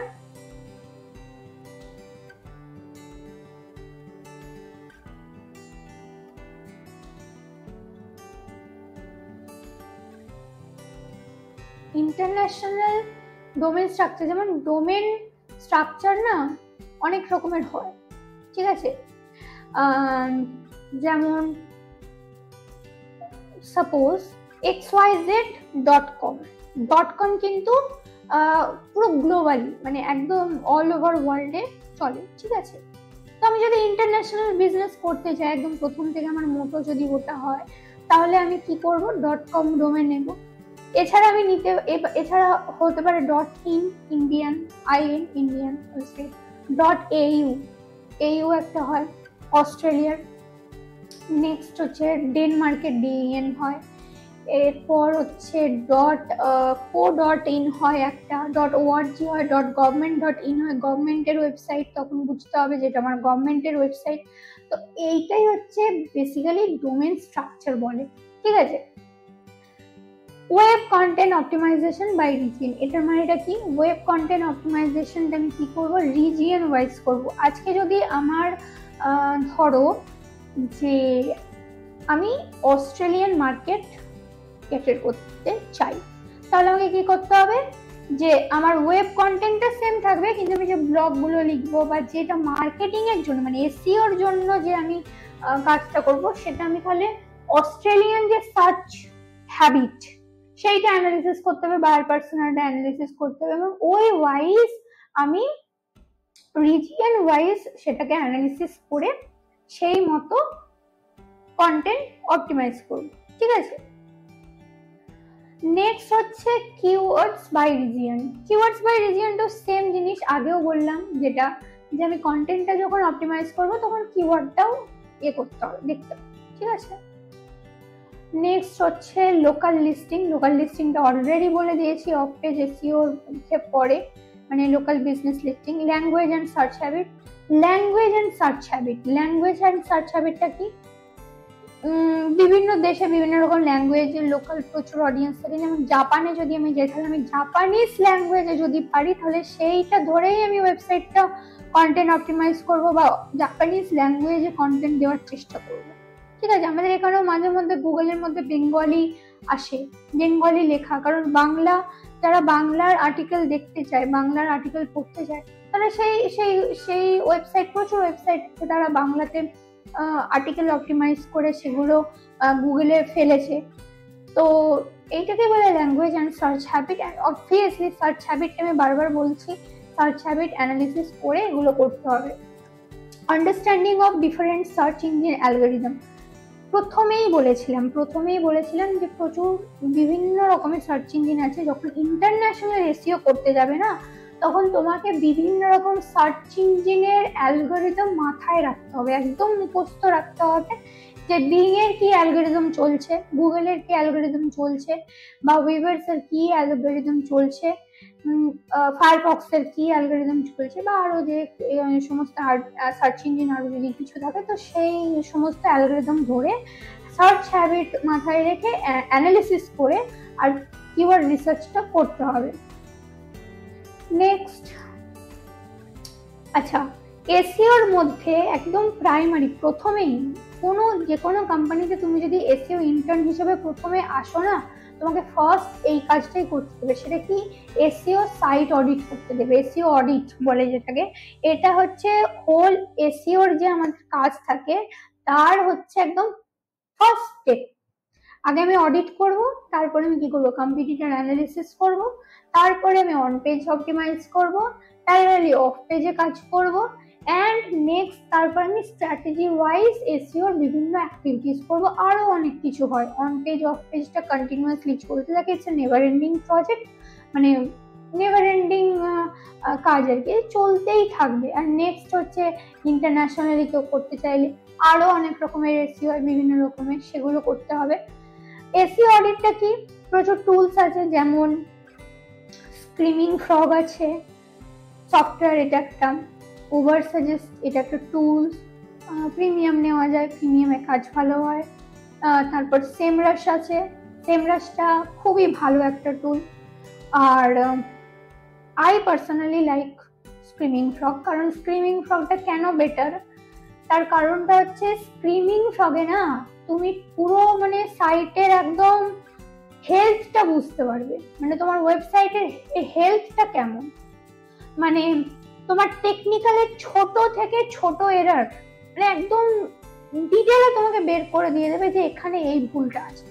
তো ডিটেল অডিট করে যদি তোমার সাইটটাকে মানে টেকনিক্যালি ফিক্সিং করাতে চাও, তাহলে Screaming Frog is a best software for SEO audit. Issue fixing, issue ফিক্সিংটা হচ্ছে এটাও একটা মানে এসইও যতদিন তুমি কাজ করবে ইস্যু ফিক্সিংটাও তোমার সাথে সাথে চলবে। কোনো ওয়েবসাইটে 100% ইস্যু লেস, কোনো ইস্যু নেই, কোনো প্রবলেম নেই, এরকম হয় না, হবে না। ইস্যু থাকবে যখনই তুমি একটা নতুন কাজ করতে থাকবে, মানে অন পেজে কাজ করছো, কন্টেন্ট অপটিমাইজ করছো, বা কোনো পেজ অ্যাড করছো, বা ব্লগ লিখে সেই পেজ অ্যাড করছো, তো যখনই একটা কিছু করতে যাবে তখনই তোমার একটা ইস্যু আসবে। তো ইস্যু ফিক্সিং, তুমি ইস্যু তো দেখিয়ে দেওয়ার করলে প্রবলেম দেখিয়ে দেন, তারপর তুমি রিপোর্ট বানিয়ে ডেভেলপারকে দিয়ে দিতে পারো, বা কিছু কিছু ইস্যু এসইও পার্সনরা নিজেরাই ফিক্স করতে পারে। তো এরকম আছে অনেক রকম ইস্যু, সেটা তো দেখতে হবে।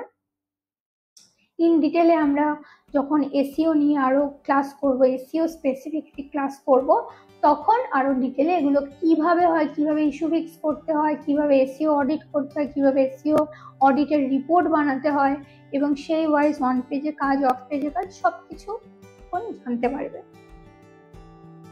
নেক্সট হচ্ছে কন্টেন্ট মার্কেটিং। কন্টেন্ট মার্কেটিংটা কি? কন্টেন্ট মার্কেটিং এর মধ্যে articles, blogs, infographics, newsletter, case studies and ebooks আছে।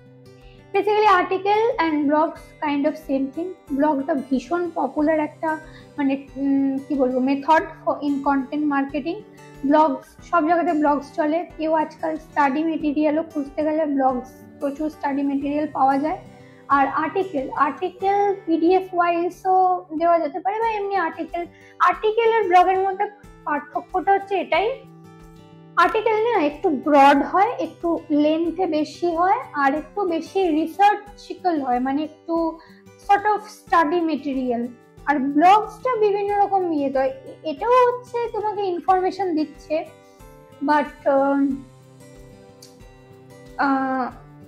শুধু যে তোমার মানে স্টাডির জন্য মানে রিসার্চের জন্যই ব্লগস তা কিন্তু না।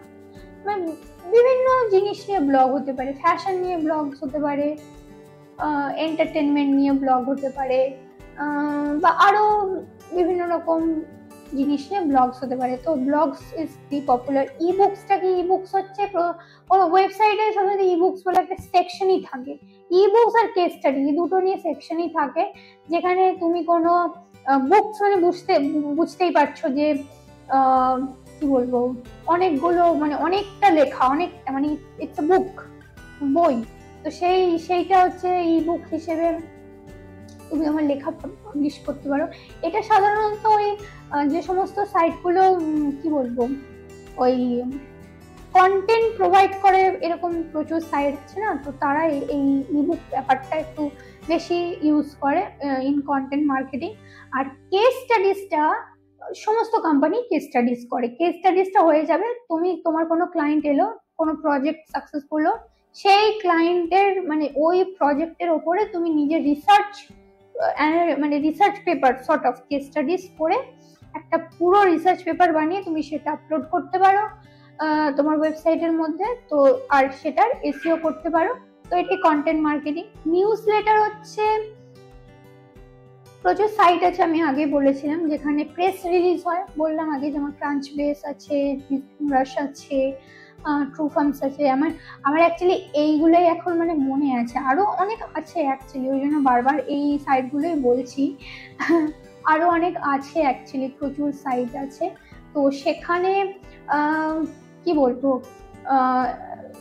নিউজ লেটার মানে কি না, একটু ছবি থাকবে আর তার সাথে লেখা থাকবে, এরকম একটা বেশ নিউজ লেটার হয়। আশা করি দেখেছো তোমরা, অনেক গুগলে সার্চ নিউজ লেটার বলে সার্চ করবে, এক্সাম্পল পেয়ে যাবে। তো সেই রকম ইনফরমেশন দিয়ে আমি পোস্ট করতে পারি, সেটার প্রমোট করতে পারি। এটা কন্টেন্ট মার্কেটিং এর একটা পার্ট।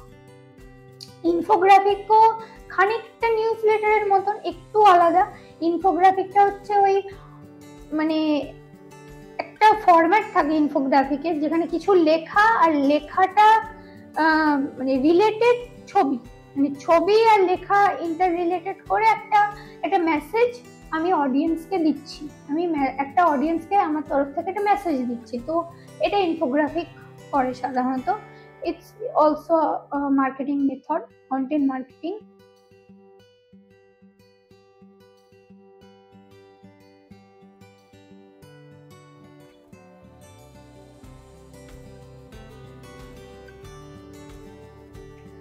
নেক্সট হচ্ছে সোশ্যাল মিডিয়া মার্কেটিং, ওকে, SMM, যেখানে ফেসবুক মার্কেটিং আছে, ইনস্টাগ্রাম মার্কেটিং আছে, LinkedIn marketing, Twitter marketing and YouTube marketing.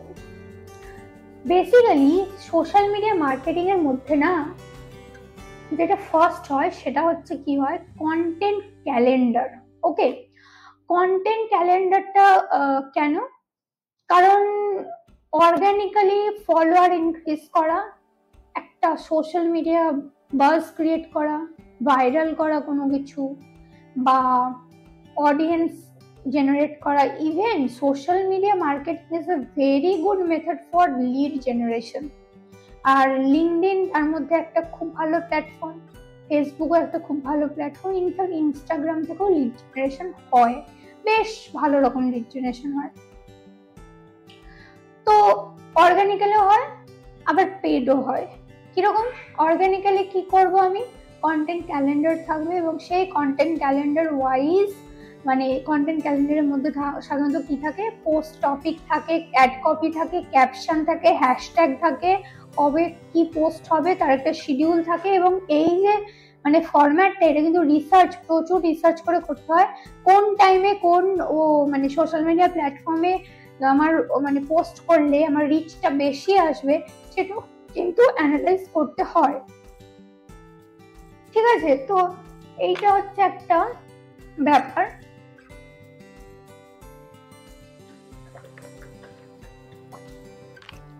Basically কি হয় না, সোশ্যাল মিডিয়া মার্কেটিং এ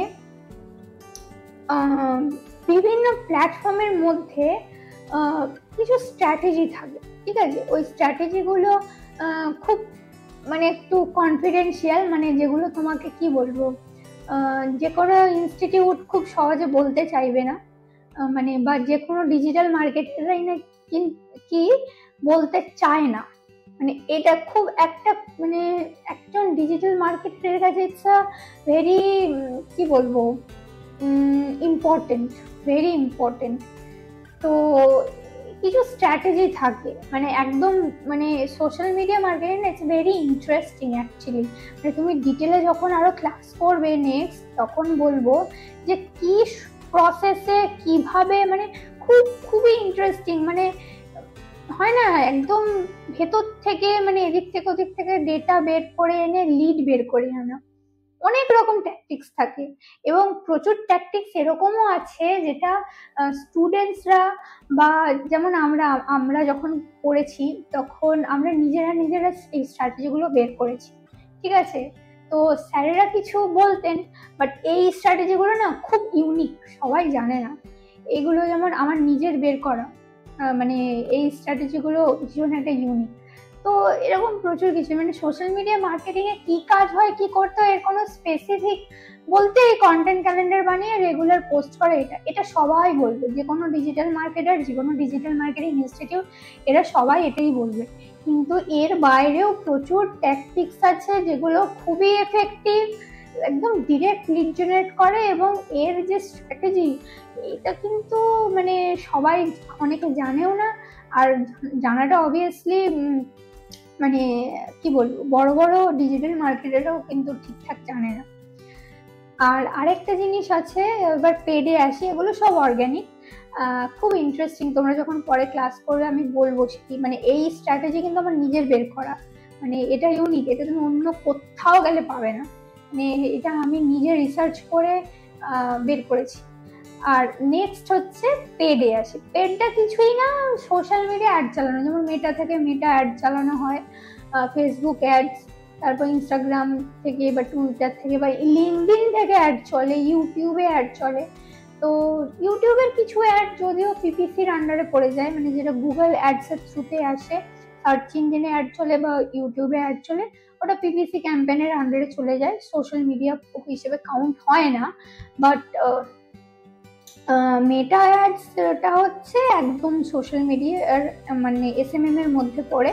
আর লিঙ্কডইন অ্যাডটাও সেম, অ্যাড চালাও, অ্যাডের বিভিন্ন রকম অ্যাডস নিয়ে যখন আরো ডিটেলে বলবো অ্যাডসটা কিভাবে চলে, কি চলে, অ্যাডসও ইটস আ ভাস্ট সিলেবাস, মানে অ্যাডস হচ্ছে একটা এন্টায়ার একটা আলাদা জগৎ, ঠিক আছে? তো এখন ওটা নিয়ে আর বেশি কিছু বলছি না, তাহলে একদিনে মাথা খারাপ হয়ে যাবে। আচ্ছা, introduction to web analytics. Okay, what is web analytics? এইবার বলবো যে সেই সার্চ কনসোল, ট্যাগ ম্যানেজার আর গুগল অ্যানালিটিক্স এর কাজটা কি। Web analytics is a process of analyzing the behavior of visitors to a website by tracking, reviewing, and reporting the data generated by their use of the site and its components, such as its web pages, images, and videos. Okay? তো এইটা হচ্ছে আমার একটা definition, এখানে লেখা আছে, তোমরা দেখতেই পাচ্ছ।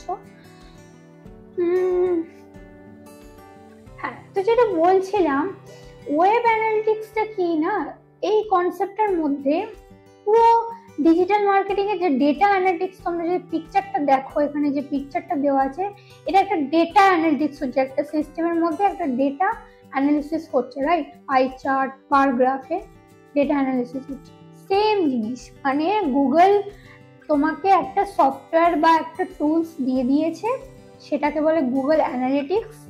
সেখানে তুমি কি কাজ করছো, তোমার ওয়েবসাইটের কি রেজাল্ট বা তোমার পারফরমেন্স কি, তোমার কিরকম ট্রাফিক আসছে, কিরকম রিচ হচ্ছে, কিরকম এনগেজমেন্ট হচ্ছে, বা তোমার কিরকম আর কি কি মানে কি কি ফল্ট আছে, কোথায় কি অপরচুনিটি আছে, তুমি আরো কি পারফর্ম করতে পারবে ভালো, এই পুরো জিনিসটার মানে একটা লাইভ রিপোর্ট পাবে। মানে অনেক সময় কি হয়, যদি আমি ম্যানুয়ালি করতে চাই, বা আগেকার যুগে সেই এক্সেল ফাইলে বসে রিপোর্ট জেনারেট করো, এই করো সেই করো, একটা যে জিনিস ছিল, বাট ডিজিটাল মার্কেটিং এ তোমাকে আলাদা করে ওই এক্সেল ফাইলে গিয়ে রিপোর্ট জেনারেট করা কোনো প্রয়োজন নেই। মানে তোমার গুগল অ্যানালিটিক্স এর মধ্যে তুমি সমস্ত রিপোর্টটা একদম লাইভ দেখতে পাবে। ওখানে ডেট সেট করার জায়গা আছে, মানে আমি যদি পাস্ট 3 মান্থসের রিপোর্ট দেখতে চাই, আমি ওটা সেট করব, আমাকে 3 মান্থসের রিপোর্ট দেখিয়ে দিবে, 1 উইকের রিপোর্ট দেখিয়ে দেবে। আমি যদি মানে কি বলবো 2 ডেজ, 2 দিনের আগে রিপোর্ট দেখতে চাই, সেটাও দেখিয়ে দেবে। আজকের ডেটে না, আজকেরটা দেখায় না, মানে 1 ডে বিফোর আগে থেকে রিপোর্টটা দেখায় সাধারণত। তো এটা হচ্ছে লাইভ রিপোর্ট দেখানো। আর সেই ওয়েব অ্যানালিটিক্স কেন বলেছে? অ্যানালিটিক্স মানে তুমি রিপোর্টটা কেন দেখছো, অ্যানালিসিস করার জন্যই তো, ডেটা অ্যানালিসিস করার জন্য, যে আমি যে কাজটা করছি সেটার কোথায় কি ফ্লস আছে, কোথায় কি অপরচুনিটি আছে, কি কি প্রবলেম হচ্ছে। তো সেটাই, এইটাই হচ্ছে ওয়েব অ্যানালিটিক্স। এবার নেক্সট আই থিঙ্ক ট্যাগ ম্যানেজারটা আছে, এই যে এবার এখানে 3টে টুলস থাকে সাধারণত। গুগল অ্যানালিটিক্স কি করে বললাম। এবার ট্যাগ ম্যানেজারের কাজটা কি? ট্যাগ ম্যানেজারের না বিভিন্ন রকম কাজ আছে। ট্যাগ ম্যানেজার ওই যে অ্যাডস গুলো চালাবে, যেমন মেটা অ্যাডসে ট্যাগ ম্যানেজার কাজে লাগে, পিপিসি অ্যাডসেও ট্যাগ ম্যানেজার কাজে লাগে, আবার ডেটা অ্যানালিটিক্সেও ট্যাগ ম্যানেজার কাজে লাগে। ট্যাগ ম্যানেজারের ফাংশনটা কি? ট্যাগ ট্রিগার করা। মানে আমি গুগলের যে আমি আমার ওয়েবসাইটের পারফরমেন্সটা কি সেটা আমি বুঝতে যে পারছি, আমার যে ডেটাটা আসছে, কি করে আসবে? ওয়েবসাইট তো আমার অন্য জায়গায় আর অ্যানালিটিক্স তো আমার অন্য জায়গায়। কি করতে হবে না, আমাকে আমার ওয়েবসাইটে মানে আমার ডোমেনটা ফেলে অ্যানালিটিক্সে আমার GA4, হ্যাঁ এখন নতুন মানে কারেন্ট GA4 চলছে, মানে ইউনিভার্সাল অ্যানালিটিক্স আর চলছে না। এই জায়গাটাই আমি বলছিলাম যে ডিজিটাল মার্কেটিং এ পড়াশোনার কোনো শেষ নেই। It's a vast syllabus. একদিনে কেউ ডিজিটাল মার্কেটিং তো জানতেই পারবে না, সারা জীবনেও জানতে পারে না অনেকে, ঠিক আছে? তো GA4 এসছে নতুন। GA4 এ তোমার ডোমেনটা ফেললে ওয়েবসাইট চলে এলো, কিন্তু ডাটা আসবে কি করে? ডাটা তো আসবে না। তো তোমাকে কি করতে হবে? গুগল অ্যানালিটিক্সে তোমার ওই প্রপার্টিসের সাথে তোমার ওয়েবসাইটটা কানেক্ট করাতে হবে। সেই কানেকশনটা কিভাবে করবে তুমি? এইখানেই ট্যাগ ম্যানেজারের কাজ। ট্যাগ ম্যানেজারের থ্রুতে ট্যাগ ট্রিগার করিয়ে সেই কোডটা আমি ওখানে গিয়ে মানে আমার ওয়েবসাইটের হেডার ট্যাগে গিয়ে আমি কোডটা ফেলবো, দিয়ে তখন কি হবে? তখন তোমার ওয়েবসাইটের ডেটাটা অটোমেটিক্যালি আমার অ্যানালিটিক্সে লাইভ হয়ে যাবে। তারপরে আমি দেখতে পাবো আমার পারফরমেন্স কেমন, ঠিক আছে? এটা কাজ। অ্যাডসে ট্যাগ ম্যানেজারটা কি কাজে লাগে? অ্যাডসে আমি ধরো সাপোজ আমি মেটা অ্যাড চালিয়েছি, ঠিক আছে? মেটা অ্যাডে এবার আমি সাপোজ আমি আমার এনগেজমেন্ট গোল, আমি এনগেজমেন্টের জন্য অ্যাড চালিয়েছি, বা আমার ওয়েবসাইটে ট্রাফিক আসবে তার জন্য অ্যাড চালিয়েছি। তো আমার যদি একসাথে অনেকগুলো অ্যাড চলে, হতেই পারে একসাথে অনেকগুলো অ্যাড চলে, বা আমি যদি অ্যাড চালাই, কোথা থেকে কিভাবে কোন দিক থেকে কতগুলো ট্রাফিক আসছে, কোথায় যাচ্ছে ট্রাফিক, বা কিভাবে আসছে বা আসছে না কেন, কোনো ফল্ট আছে মানে কি হচ্ছে কি না হচ্ছে, এই যে ট্র্যাকিংটা, এইটার জন্য ট্যাগ ম্যানেজারের থ্রুতে ফেসবুক পিক্সেল বলে একটা ট্যাগ আছে, ট্যাগ ফায়ার করে ট্রিগার করাতে হয়, ঠিক আছে? তো সেক্ষেত্রেও অ্যাডসে ট্যাগ ম্যানেজার ইম্পর্টেন্ট। আবার অনেক ল্যান্ডিং পেজে ল্যান্ড করায়, তো ল্যান্ডিং পেজের জন্য আলাদা প্রপার্টিস ক্রিয়েট করে সেইটা ট্যাগ ফায়ার করাতে হয়। তো এই হচ্ছে ট্যাগ ম্যানেজারের কাজ বেসিক। এবার এর আরো ডিটেলস আছে, নেক্সট ক্লাসে আমরা যখন এই ওয়েব অ্যানালিটিক্স পার্টটা নিয়ে ক্লাস করবো। এগুলো কিন্তু এক একটা পার্ট ডিজিটাল মার্কেটিং এর। মানে ওয়েব অ্যানালিটিক্সের জন্য তোমাকে আলাদা ক্লাস করতে হবে ডিটেলে ওয়েব অ্যানালিটিক্সটা জানার জন্য। আবার অ্যাডস নিয়েও যদি তুমি আগাতে চাও তাহলে অ্যাডস নিয়ে তোমাকে আরো ডিটেলে ক্লাস করতে হবে, ঠিক আছে? তো যেমন হয় না, আমি পুরোটা জানলাম আর একটা জিনিসে স্পেশালাইজড হলাম, তো সেই স্পেশালাইজেশনের জন্য তোমাকে আরো ডিটেলে জানতে হবে। গুগল সার্চ কনসোলটা আগেই বলেছি, এটা ডেটা অ্যানালিসিসও করে, at the same time indexing আমার ওয়েবসাইটটা আমি বানালাম, বানিয়ে আমি এমনি ফেলে রাখলাম, কোনো কাজে লাগলো না। তো আমাকে কি করতে হবে? ওই সার্চ কনসোলে গিয়ে ডোমেনটা ফেলে প্রপার্টিস ক্রিয়েট করে তারপরে আমাকে সেখানে সাইট ম্যাপ ফেলে ডোমেন ইউআরএল দিয়ে আমাকে সেখানে রিকোয়েস্ট পাঠাতে হয় গুগলের কাছে যে হ্যাঁ এই যে আমার একটা ওয়েবসাইট আমি তৈরি করেছি, আমি এবার সেটা গুগলে সার্চ ইঞ্জিনে ক্রল করাতে চাই। এইটা গুগলের কাছে একটা মেসেজ চলে গেল, গুগল তোমার ওটা রিভিউ করবে পুরো জিনিসটা যে হ্যাঁ সত্যি সত্যি তোমার বিজনেস আছে কিনা, তুমি কোনো ফ্রড কিনা, কোথা থেকে কি একটা ওয়েবসাইট বানালে সেটা ঠিকঠাক আছে কিনা, সমস্ত কন্টেন্ট ঠিক আছে কিনা। তো এই পুরো জিনিসটা দেখে একটু রিভিউ করবে, তারপরে তোমাকে কি বলবো সাকসেস করবে ওদের তরফ থেকে, তোমার ওটা অ্যাপ্রুভ করে দেবে, দেন ওটা ইন্ডেক্স করবে তোমার সার্চ ইঞ্জিন রেজাল্ট পেজে ইন্ডেক্সিং হবে। তো এইটা একটা কাজ। আর এছাড়া ডেটা অ্যানালিটিক্স তো হয় এখান থেকে। এছাড়াও গুগল সার্চ কনসোলে আদার্স আরো অনেক কাজ আছে, সেটা ডিটেলে ওয়েব অ্যানালিটিক্স ক্লাসে তোমরা আরো জানতে পারবে। সার্চ ইঞ্জিন মার্কেটিং, এবার আসি একটা অন্য জিনিসে। সার্চ ইঞ্জিন মার্কেটিংটা আলাদা করে কিন্তু কোনো মেথড নয়, ঠিক আছে? এটা খুব মানে একটা মানে ভুল কনসেপ্ট বহু ডিজিটাল মার্কেটারদের মধ্যে আছে, এবং স্টুডেন্টদের বহু জায়গায় ভুল মানে কি বলবো পড়ানোও হয় বা ভুল বোঝানোও হয়। এইটা একটা খুব খেয়াল করার জিনিস কি না, সার্চ ইঞ্জিন মার্কেটিং না একটা কনসেপ্ট কি না, search engine marketing is a digital marketing practice to improve a website's visibility in search engine through paid ads and unpaid result। ঠিক আছে, এইটা কিন্তু কোনো মেথড নয়। যেমন আমি এটা পরের স্লাইডে আরো ডিটেইলে বলতে পারবো। এই যে সার্চ ইঞ্জিন মার্কেটিং এর যে যে গ্রাফটা দেখতে পাচ্ছ এখানে কি আছে, একটা এসইও মানে সার্চ ইঞ্জিনের দুটো পার্ট, একটা এসইও একটা পিপিসি, একটা অর্গানিক সার্চ রেজাল্ট আর একটা পেড সার্চ রেজাল্ট। এখন তুমি বলবে যে এসইও কি করে এসইএম এর মধ্যে বা পিপিসি বা কেন এসইএম এর মধ্যে দুটো তো আলাদা, তিনটেই ইনফ্যাক্ট আলাদা হওয়া উচিত না। এসইও হচ্ছে ডিজিটাল মার্কেটিং এর একটা মেথড, ঠিক আছে, মেথড। পিপিসিও কিন্তু একটা মেথড, কিন্তু সার্চ ইঞ্জিন মার্কেটিং কিন্তু কোনো মেথড নয়, এটা একটা কনসেপ্ট। একটু ডিটেলে বলি, সার্চ ইঞ্জিন মার্কেটিং কথাটা কি, search engine marketing, right? Search ইঞ্জিনটা কি, গুগল একটা সার্চ ইঞ্জিন ফর এক্সাম্পল, আর সেখানে আমি কি করছি, মার্কেটিং করছি। যখনই সার্চ ইঞ্জিনে মার্কেটিং করা হয় তখনই সেটা সার্চ ইঞ্জিন মার্কেটিং হয়, ঠিক আছে? তাহলে এবার এসইও যখন আমি করি, আমার এসইওর আলটিমেট গোলটা কি, মার্কেটিং করা। আমি আমার ওয়েবসাইটে মার্কেটিং করছি, আলটিমেট গোলটা তো তাই। সে আমার অর্গানিক্যালি হচ্ছে সেটা আলাদা ব্যাপার, কিন্তু মার্কেটিং তো হচ্ছে। ওই জন্য এটা সার্চ ইঞ্জিনের মধ্যেই তুমি মার্কেটিংটা করছি, that's why search engine marketing এর মধ্যে এসইও আসছে, ঠিক আছে?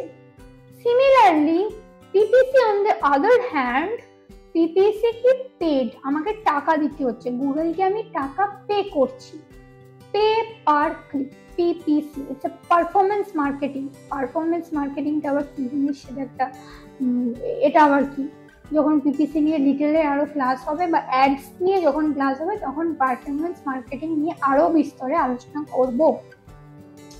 এখন সার্চ ইঞ্জিন মার্কেটিংটা ভালো করে বোঝো কি না, পিপিসিটাও তো আমি আলটিমেট মোটোটা কি, আমি মার্কেটিং করছি, কোথায় করছি, সার্চ ইঞ্জিনে করছি। সার্চ ইঞ্জিনে যা কিছুই করি, যখনই সার্চ ইঞ্জিনে আমার মার্কেটিং হচ্ছে তার মানে সেটা সার্চ ইঞ্জিন মার্কেটিং। এইটা হচ্ছে সিম্পল ফান্ডা, সিম্পল কথা, সিম্পল জিনিস, ঠিক আছে? এটা একটা কনসেপ্ট, এটা কোনো মেথড। ডিফারেন্সটা দেখো, আমি একটু নিজেকে সরিয়ে, ডিফারেন্সটা কি, প্রথমে search engine marketing. Search engine marketing is an umbrella term encompassing PPC but is not limited to only this form of advertising. It references activity that intends to improve how easy it is to find a website through a search engine. Okay, search engine is both paid and unpaid, PPC, SEO included, okay? তাহলে search engine কি বলছে, search engine is an umbrella term. Umbrella term মানে কি, একটা ছাতা। এই টার্মটাই একটা ছাতা, যে ছাতার নিচে এসইও, পিপিসি, এসএমএম এই সেই সবকিছুই চলে আসে, ঠিক আছে? সমস্ত কিছুটা চলে আসে সার্চ ইঞ্জিনের মধ্যে। এবার এসএমএমটা আসে কিনা সেটা একটা কোয়েশ্চেন, আমার মনে হয় আসে না। কারণ কি, এসএমএম মানে কি, এসএমএম তো সোশ্যাল মিডিয়া প্ল্যাটফর্মে হয়, মানে ফেসবুকে মার্কেটিং হচ্ছে, লিঙ্কডইনে মার্কেটিং হচ্ছে। যেটা সার্চ ইঞ্জিনের মধ্যে মার্কেটিং হবে, মানে আমার গুগল সার্চ ইঞ্জিনের মধ্যে মার্কেটিং হবে, সেইটাই কিন্তু সার্চ ইঞ্জিন মার্কেটিং। তাহলে এসএমএমটা কিন্তু সার্চ ইঞ্জিন মার্কেটিং নয়, এসইও আর পিপিসিটা সার্চ ইঞ্জিন মার্কেটিং। কেন? কারণ এসইওটাও সেই সার্চ ইঞ্জিনে আমি র্যাঙ্ক করাচ্ছি, আমি র্যাঙ্ক করাতে চাই, র্যাঙ্ক করানোর থ্রুতে আমার প্রচুর ট্রাফিক আসুক, আমার লিড জেনারেট হোক, এইগুলো আমার মোটো। পিপিসিতেও সেম, আমি সার্চ অ্যাড চালাচ্ছি, আমি শপিং অ্যাড চালাচ্ছি, আমি ভিডিও ডিসপ্লে অ্যাড চালাচ্ছি, কোথায় চালাচ্ছি? সার্চ ইঞ্জিনে চালাচ্ছি, কোনো ওয়েবসাইটে চালাচ্ছি, কন্ট্রাক্ট বেসিসে তাদের সাথে কথা বলে যদি আমি মানে কি বলবো, বলতে চাই যে আমি তোমার সাইটে আমি আমার অ্যাড চালাতে চাই, আমি যদি পারমিট করি আমি সেখানে চালাচ্ছি, ইটস অলসো সার্চ ইঞ্জিন। তো সেই জন্য এইটা হচ্ছে সার্চ ইঞ্জিন মার্কেটিং, মানে একটার মধ্যে ওটার মধ্যে যা কিছুই করে আমি মার্কেটিং করি সার্চ ইঞ্জিন। এবার search engine optimisation is a method of optimising a website content and structure to make it more visible to search engine. Obviously এটা সিম্পল এসইও, তখন থেকেই আমি বলছি যে এসইওটা কি জিনিস, যে আমি অপটিমাইজ করব আমি যাতে সার্চ ইঞ্জিনে আমি ভালো র্যাঙ্ক করতে পারি, right? PPC is an online advertising that works with search engines and other channels such as video ads, YouTube or image ads, Instagram, Facebook, etc. Okay. By the way, Instagram, Facebook থ্রুতে image ad বা video ad হয়, কিন্তু PPC হচ্ছে তোমার এই মানে image add বলো বা ভিডিও অ্যাড বলো, ইউটিউবটা ঠিক আছে, বাট ওই কি বলে সার্চ ইঞ্জিনের মধ্যেও কিন্তু বিভিন্ন জায়গায় তুমি ইমেজ অ্যাড বা ভিডিও অ্যাড চালাতে পারো। আমি জানি না তোমরা লক্ষ্য করেছো কিনা যে তোমার ওই কি বলে বিভিন্ন ওয়েবসাইটে দেখবে না এদিক ওদিক সেদিক বিভিন্ন ছোট ছোট ডিসপ্লে অ্যাড এরকম লম্বা করে বা এইভাবে থাকে, তো ওইগুলোকে ডিসপ্লে বলে। আবার অনেক ছোট ছোট ভিডিও থাকে, ওগুলো ভিডিও অ্যাড বলে। তাহলে এটা ক্লিয়ার হলো। নেক্সট হচ্ছে পে পার ক্লিক। আমি একটু নেমে আসি নিচে, ঠিক আছে। PPC or online ads, okay? এক মিনিট।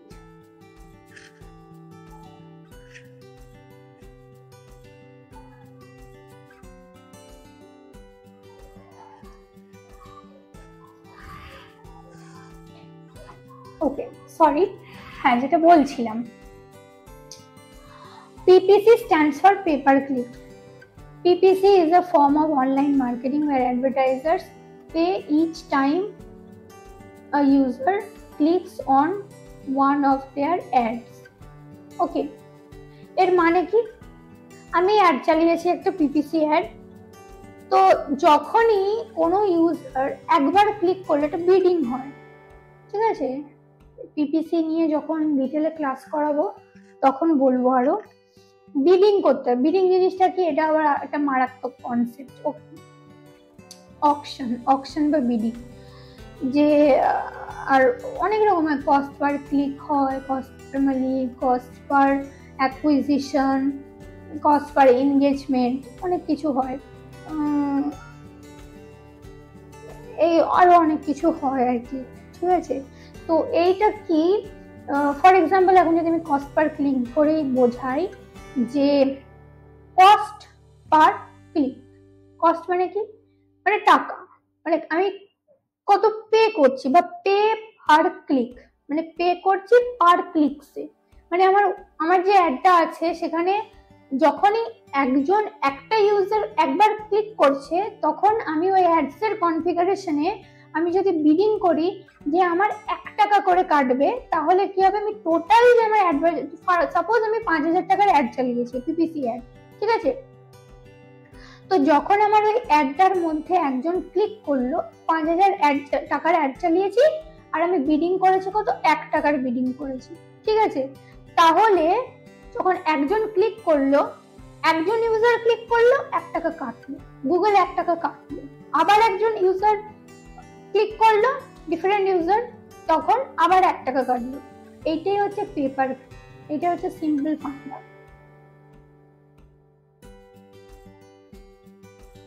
গুগল অ্যাডস হচ্ছে গুগল অ্যাডস এর থ্রুতে এই সমস্ত অ্যাডগুলো চলে, প্রচুর অ্যাডস আছে, যেমন ওই সার্চ অ্যাড হয় একটা, ওই সার্চ মানে যখন আমরা কিছু সার্চ করি সার্চ ইঞ্জিনে দেখবে একদম উপরের দিকে না অনেক ইয়ে থাকে, মানে স্পন্সার্ড অ্যাড, স্পন্সার্ড লেখা থাকে কথাটা, ওইগুলোই সার্চ অ্যাড।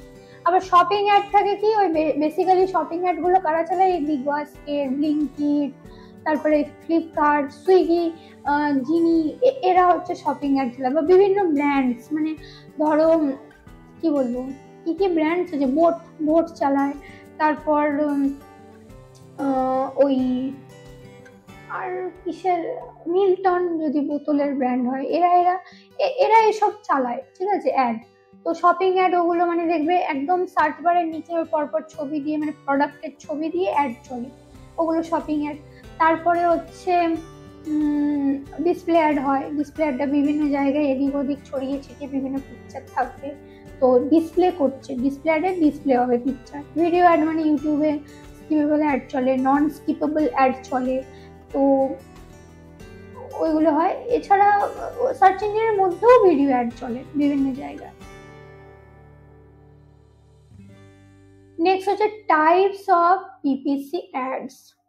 আমি যেটা বললাম, বলেই দিলাম আমি, সার্চ অ্যাড, ডিসপ্লে অ্যাড, আচ্ছা রিমার্কেটিং অ্যাড। রিমার্কেটিং অ্যাডটা কি জিনিস? রিমার্কেটিং অ্যাড হচ্ছে আচ্ছা, সার্চ অ্যাড ডিসপ্লে অ্যাডটা তো বুঝে গেছো, আমি বললাম আগের স্লাইডেই বলে দিলাম। রিমার্কেটিং অ্যাডটা হচ্ছে ফেসবুক অ্যাডে, মানে ওই মেটা অ্যাডে হয়, মেটা অ্যাড বা যে কোনো অ্যাডে করতে পারো, পিপিসি অ্যাডেও করতে পারো। কি একবার আমি অ্যাড চালালাম, ঠিক আছে, তো তখন আমার সেরকম কিছু আমি রেজাল্ট এক্সপেক্ট করছি না, জাস্ট একটা নর্মাল অ্যাড চালালাম, আমি দেখে নিলাম কোথা থেকে কি কি ইউজার আসছে, সেটা আমি ট্র্যাক করে ডেটাটা কালেক্ট করলাম, এই ইউজারটা আমার চলে এলো, সেই ইউজারকে নেক্সট টাইম টার্গেট করে আমি আবার অ্যাড চালালাম, ওইটাকেই বলে রিমার্কেটিং অ্যাড, আবার রিমার্কেটিং করছি। এছাড়া রিমার্কেটিং এর আরো মেথড থাকে, আরো ডিটেলে যখন বলবো তখন বুঝতে পারবে। ভিডিও অ্যাডটাও বলেছি, শপিং অ্যাডও বলে দিলাম। Paid social ad, paid social অ্যাডটা কি? ওই সোশ্যাল মিডিয়া অ্যাডসে যেগুলো চলে সেগুলোকেই সাধারণত পেড সোশ্যাল অ্যাড বলে, যেমন লিঙ্কডিন অ্যাড হতে পারো, বা শুধু লিঙ্কডিন, ফেসবুক, ইনস্টাগ্রাম কেন, আরো অনেক সাইট আছে, যেমন মাঝে মধ্যে কোরাতে অ্যাড আমি দেখেছি। তারপরে ওই যে ওই একটা কি বলে সোশ্যাল অ্যাড, পডকাস্টের অ্যাড চলে, যেমন স্পটিফাই অ্যাড দেয়, তারপরে গানাতে অ্যাড দেয়, আরো এরকম অনেক সাইট আছে, যেমন স্ন্যাপচ্যাটে অ্যাড চলে, স্ন্যাপচ্যাটে। তারপর বিভিন্ন অ্যাপ, যদি ফ্রি অ্যাপগুলো আছে না, ওখানেও কিন্তু প্রচুর সোশ্যাল অ্যাড চলে, paid social ad. Amazon ad, আচ্ছা অ্যামাজন অ্যাড হচ্ছে অ্যামাজনের মধ্যে যে অ্যাডটা চলে সেইটাই অ্যামাজন অ্যাড, ঠিক আছে, তার কিন্তু প্রসেস আলাদা, পুরো মানে কি বলবো সিস্টেমটাই আলাদা, ওটা একটা অন্য জিনিস। আর এছাড়া ফ্লিপকার্টেও অ্যাড চলে অ্যামাজনের মতো, ব্লিঙ্কিট ফ্লিঙ্কিট যত মার্কেট প্লেস গুলো আছে সবেতেই অ্যাড চলে।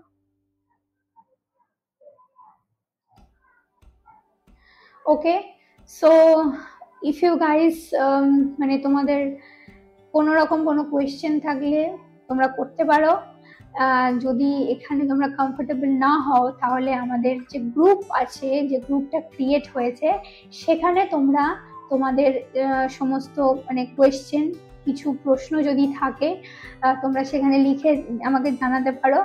আমি আমি খুব খুশি হব প্রত্যেকের প্রশ্ন অ্যান্সার দিতে, আমি চেষ্টা করব প্রত্যেকের ডাউটস গুলো ক্লিয়ার করে দিতে। আর আশা করি ক্লাসটা মানে কেমন হয়েছে সেটাও অবশ্যই জানিও, গ্রুপে আমি অপেক্ষা করব তোমাদের ফিডব্যাকের জন্য।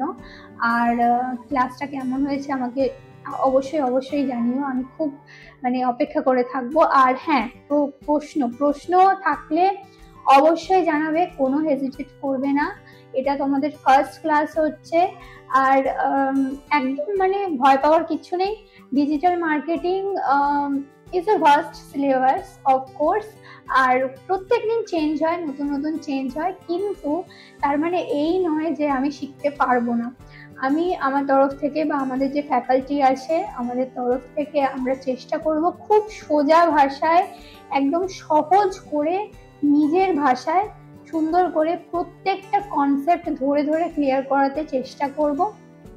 অনেক কিছু বাকি রয়ে গেল, বাকি থেকে যাওয়াটাই স্বাভাবিক, তার কারণ ডিজিটাল মার্কেটিং এর একদম ডিপ অ্যানালিসিস বা একদম মানে পুরোটা ঠিকঠাক ভাবে জানা, মানে অনেকে মানে কি বলবো, 10 বছরের এক্সপিরিয়েন্সের পরেও ঠিকঠাক মানে আমিও এখনো বলতে পারি না যে আমি ডিজিটাল মার্কেটিং এর সব কিছু জানি, অবশ্যই না। কিন্তু আমি আমার তরফ থেকে আমার যতটুকু কি বলবো নলেজ আছে আমি সবটা দিয়ে আমি চেষ্টা করব আমার প্রফেসররা আমাকে যেভাবে পড়িয়েছেন সেইভাবে, বা আমি নিজে আমার কাজের থেকে মানে এতদিনের এক্সপিরিয়েন্সে আমি নিজে প্রচুর স্ট্র্যাটেজিও নিজের থেকে বের করেছি, যেগুলো একদম ইউনিক। এগুলো কোনো বই, কোনো গুগল, কোনো কোথাও পাবে না, কারণ এই strategy, digital marketing is all about strategy. আমি বারবার এই কথাটা বলি। তো সেই সমস্ত কিছু আমি তোমাদেরকে বলবো নেক্সট ক্লাসে। তো thank you so much for joining this session. Thank you to all. So এখানে আমরা শেষ করছি আজকের সেশন। আশা করি তোমাদের ভালো লেগেছে, আর আমি কিন্তু ফিডব্যাকের জন্য অপেক্ষা করব। গ্রুপে আমি অন আছি, তোমরা প্রচুর প্রচুর কোয়েশ্চেন করো, ডাউটস তোমাদের কিছু থাকলে সেগুলো আমাকে জিজ্ঞেস করতে পারো, আর অবশ্যই কেমন লাগলো সেটাও জানিও। Thank you so much.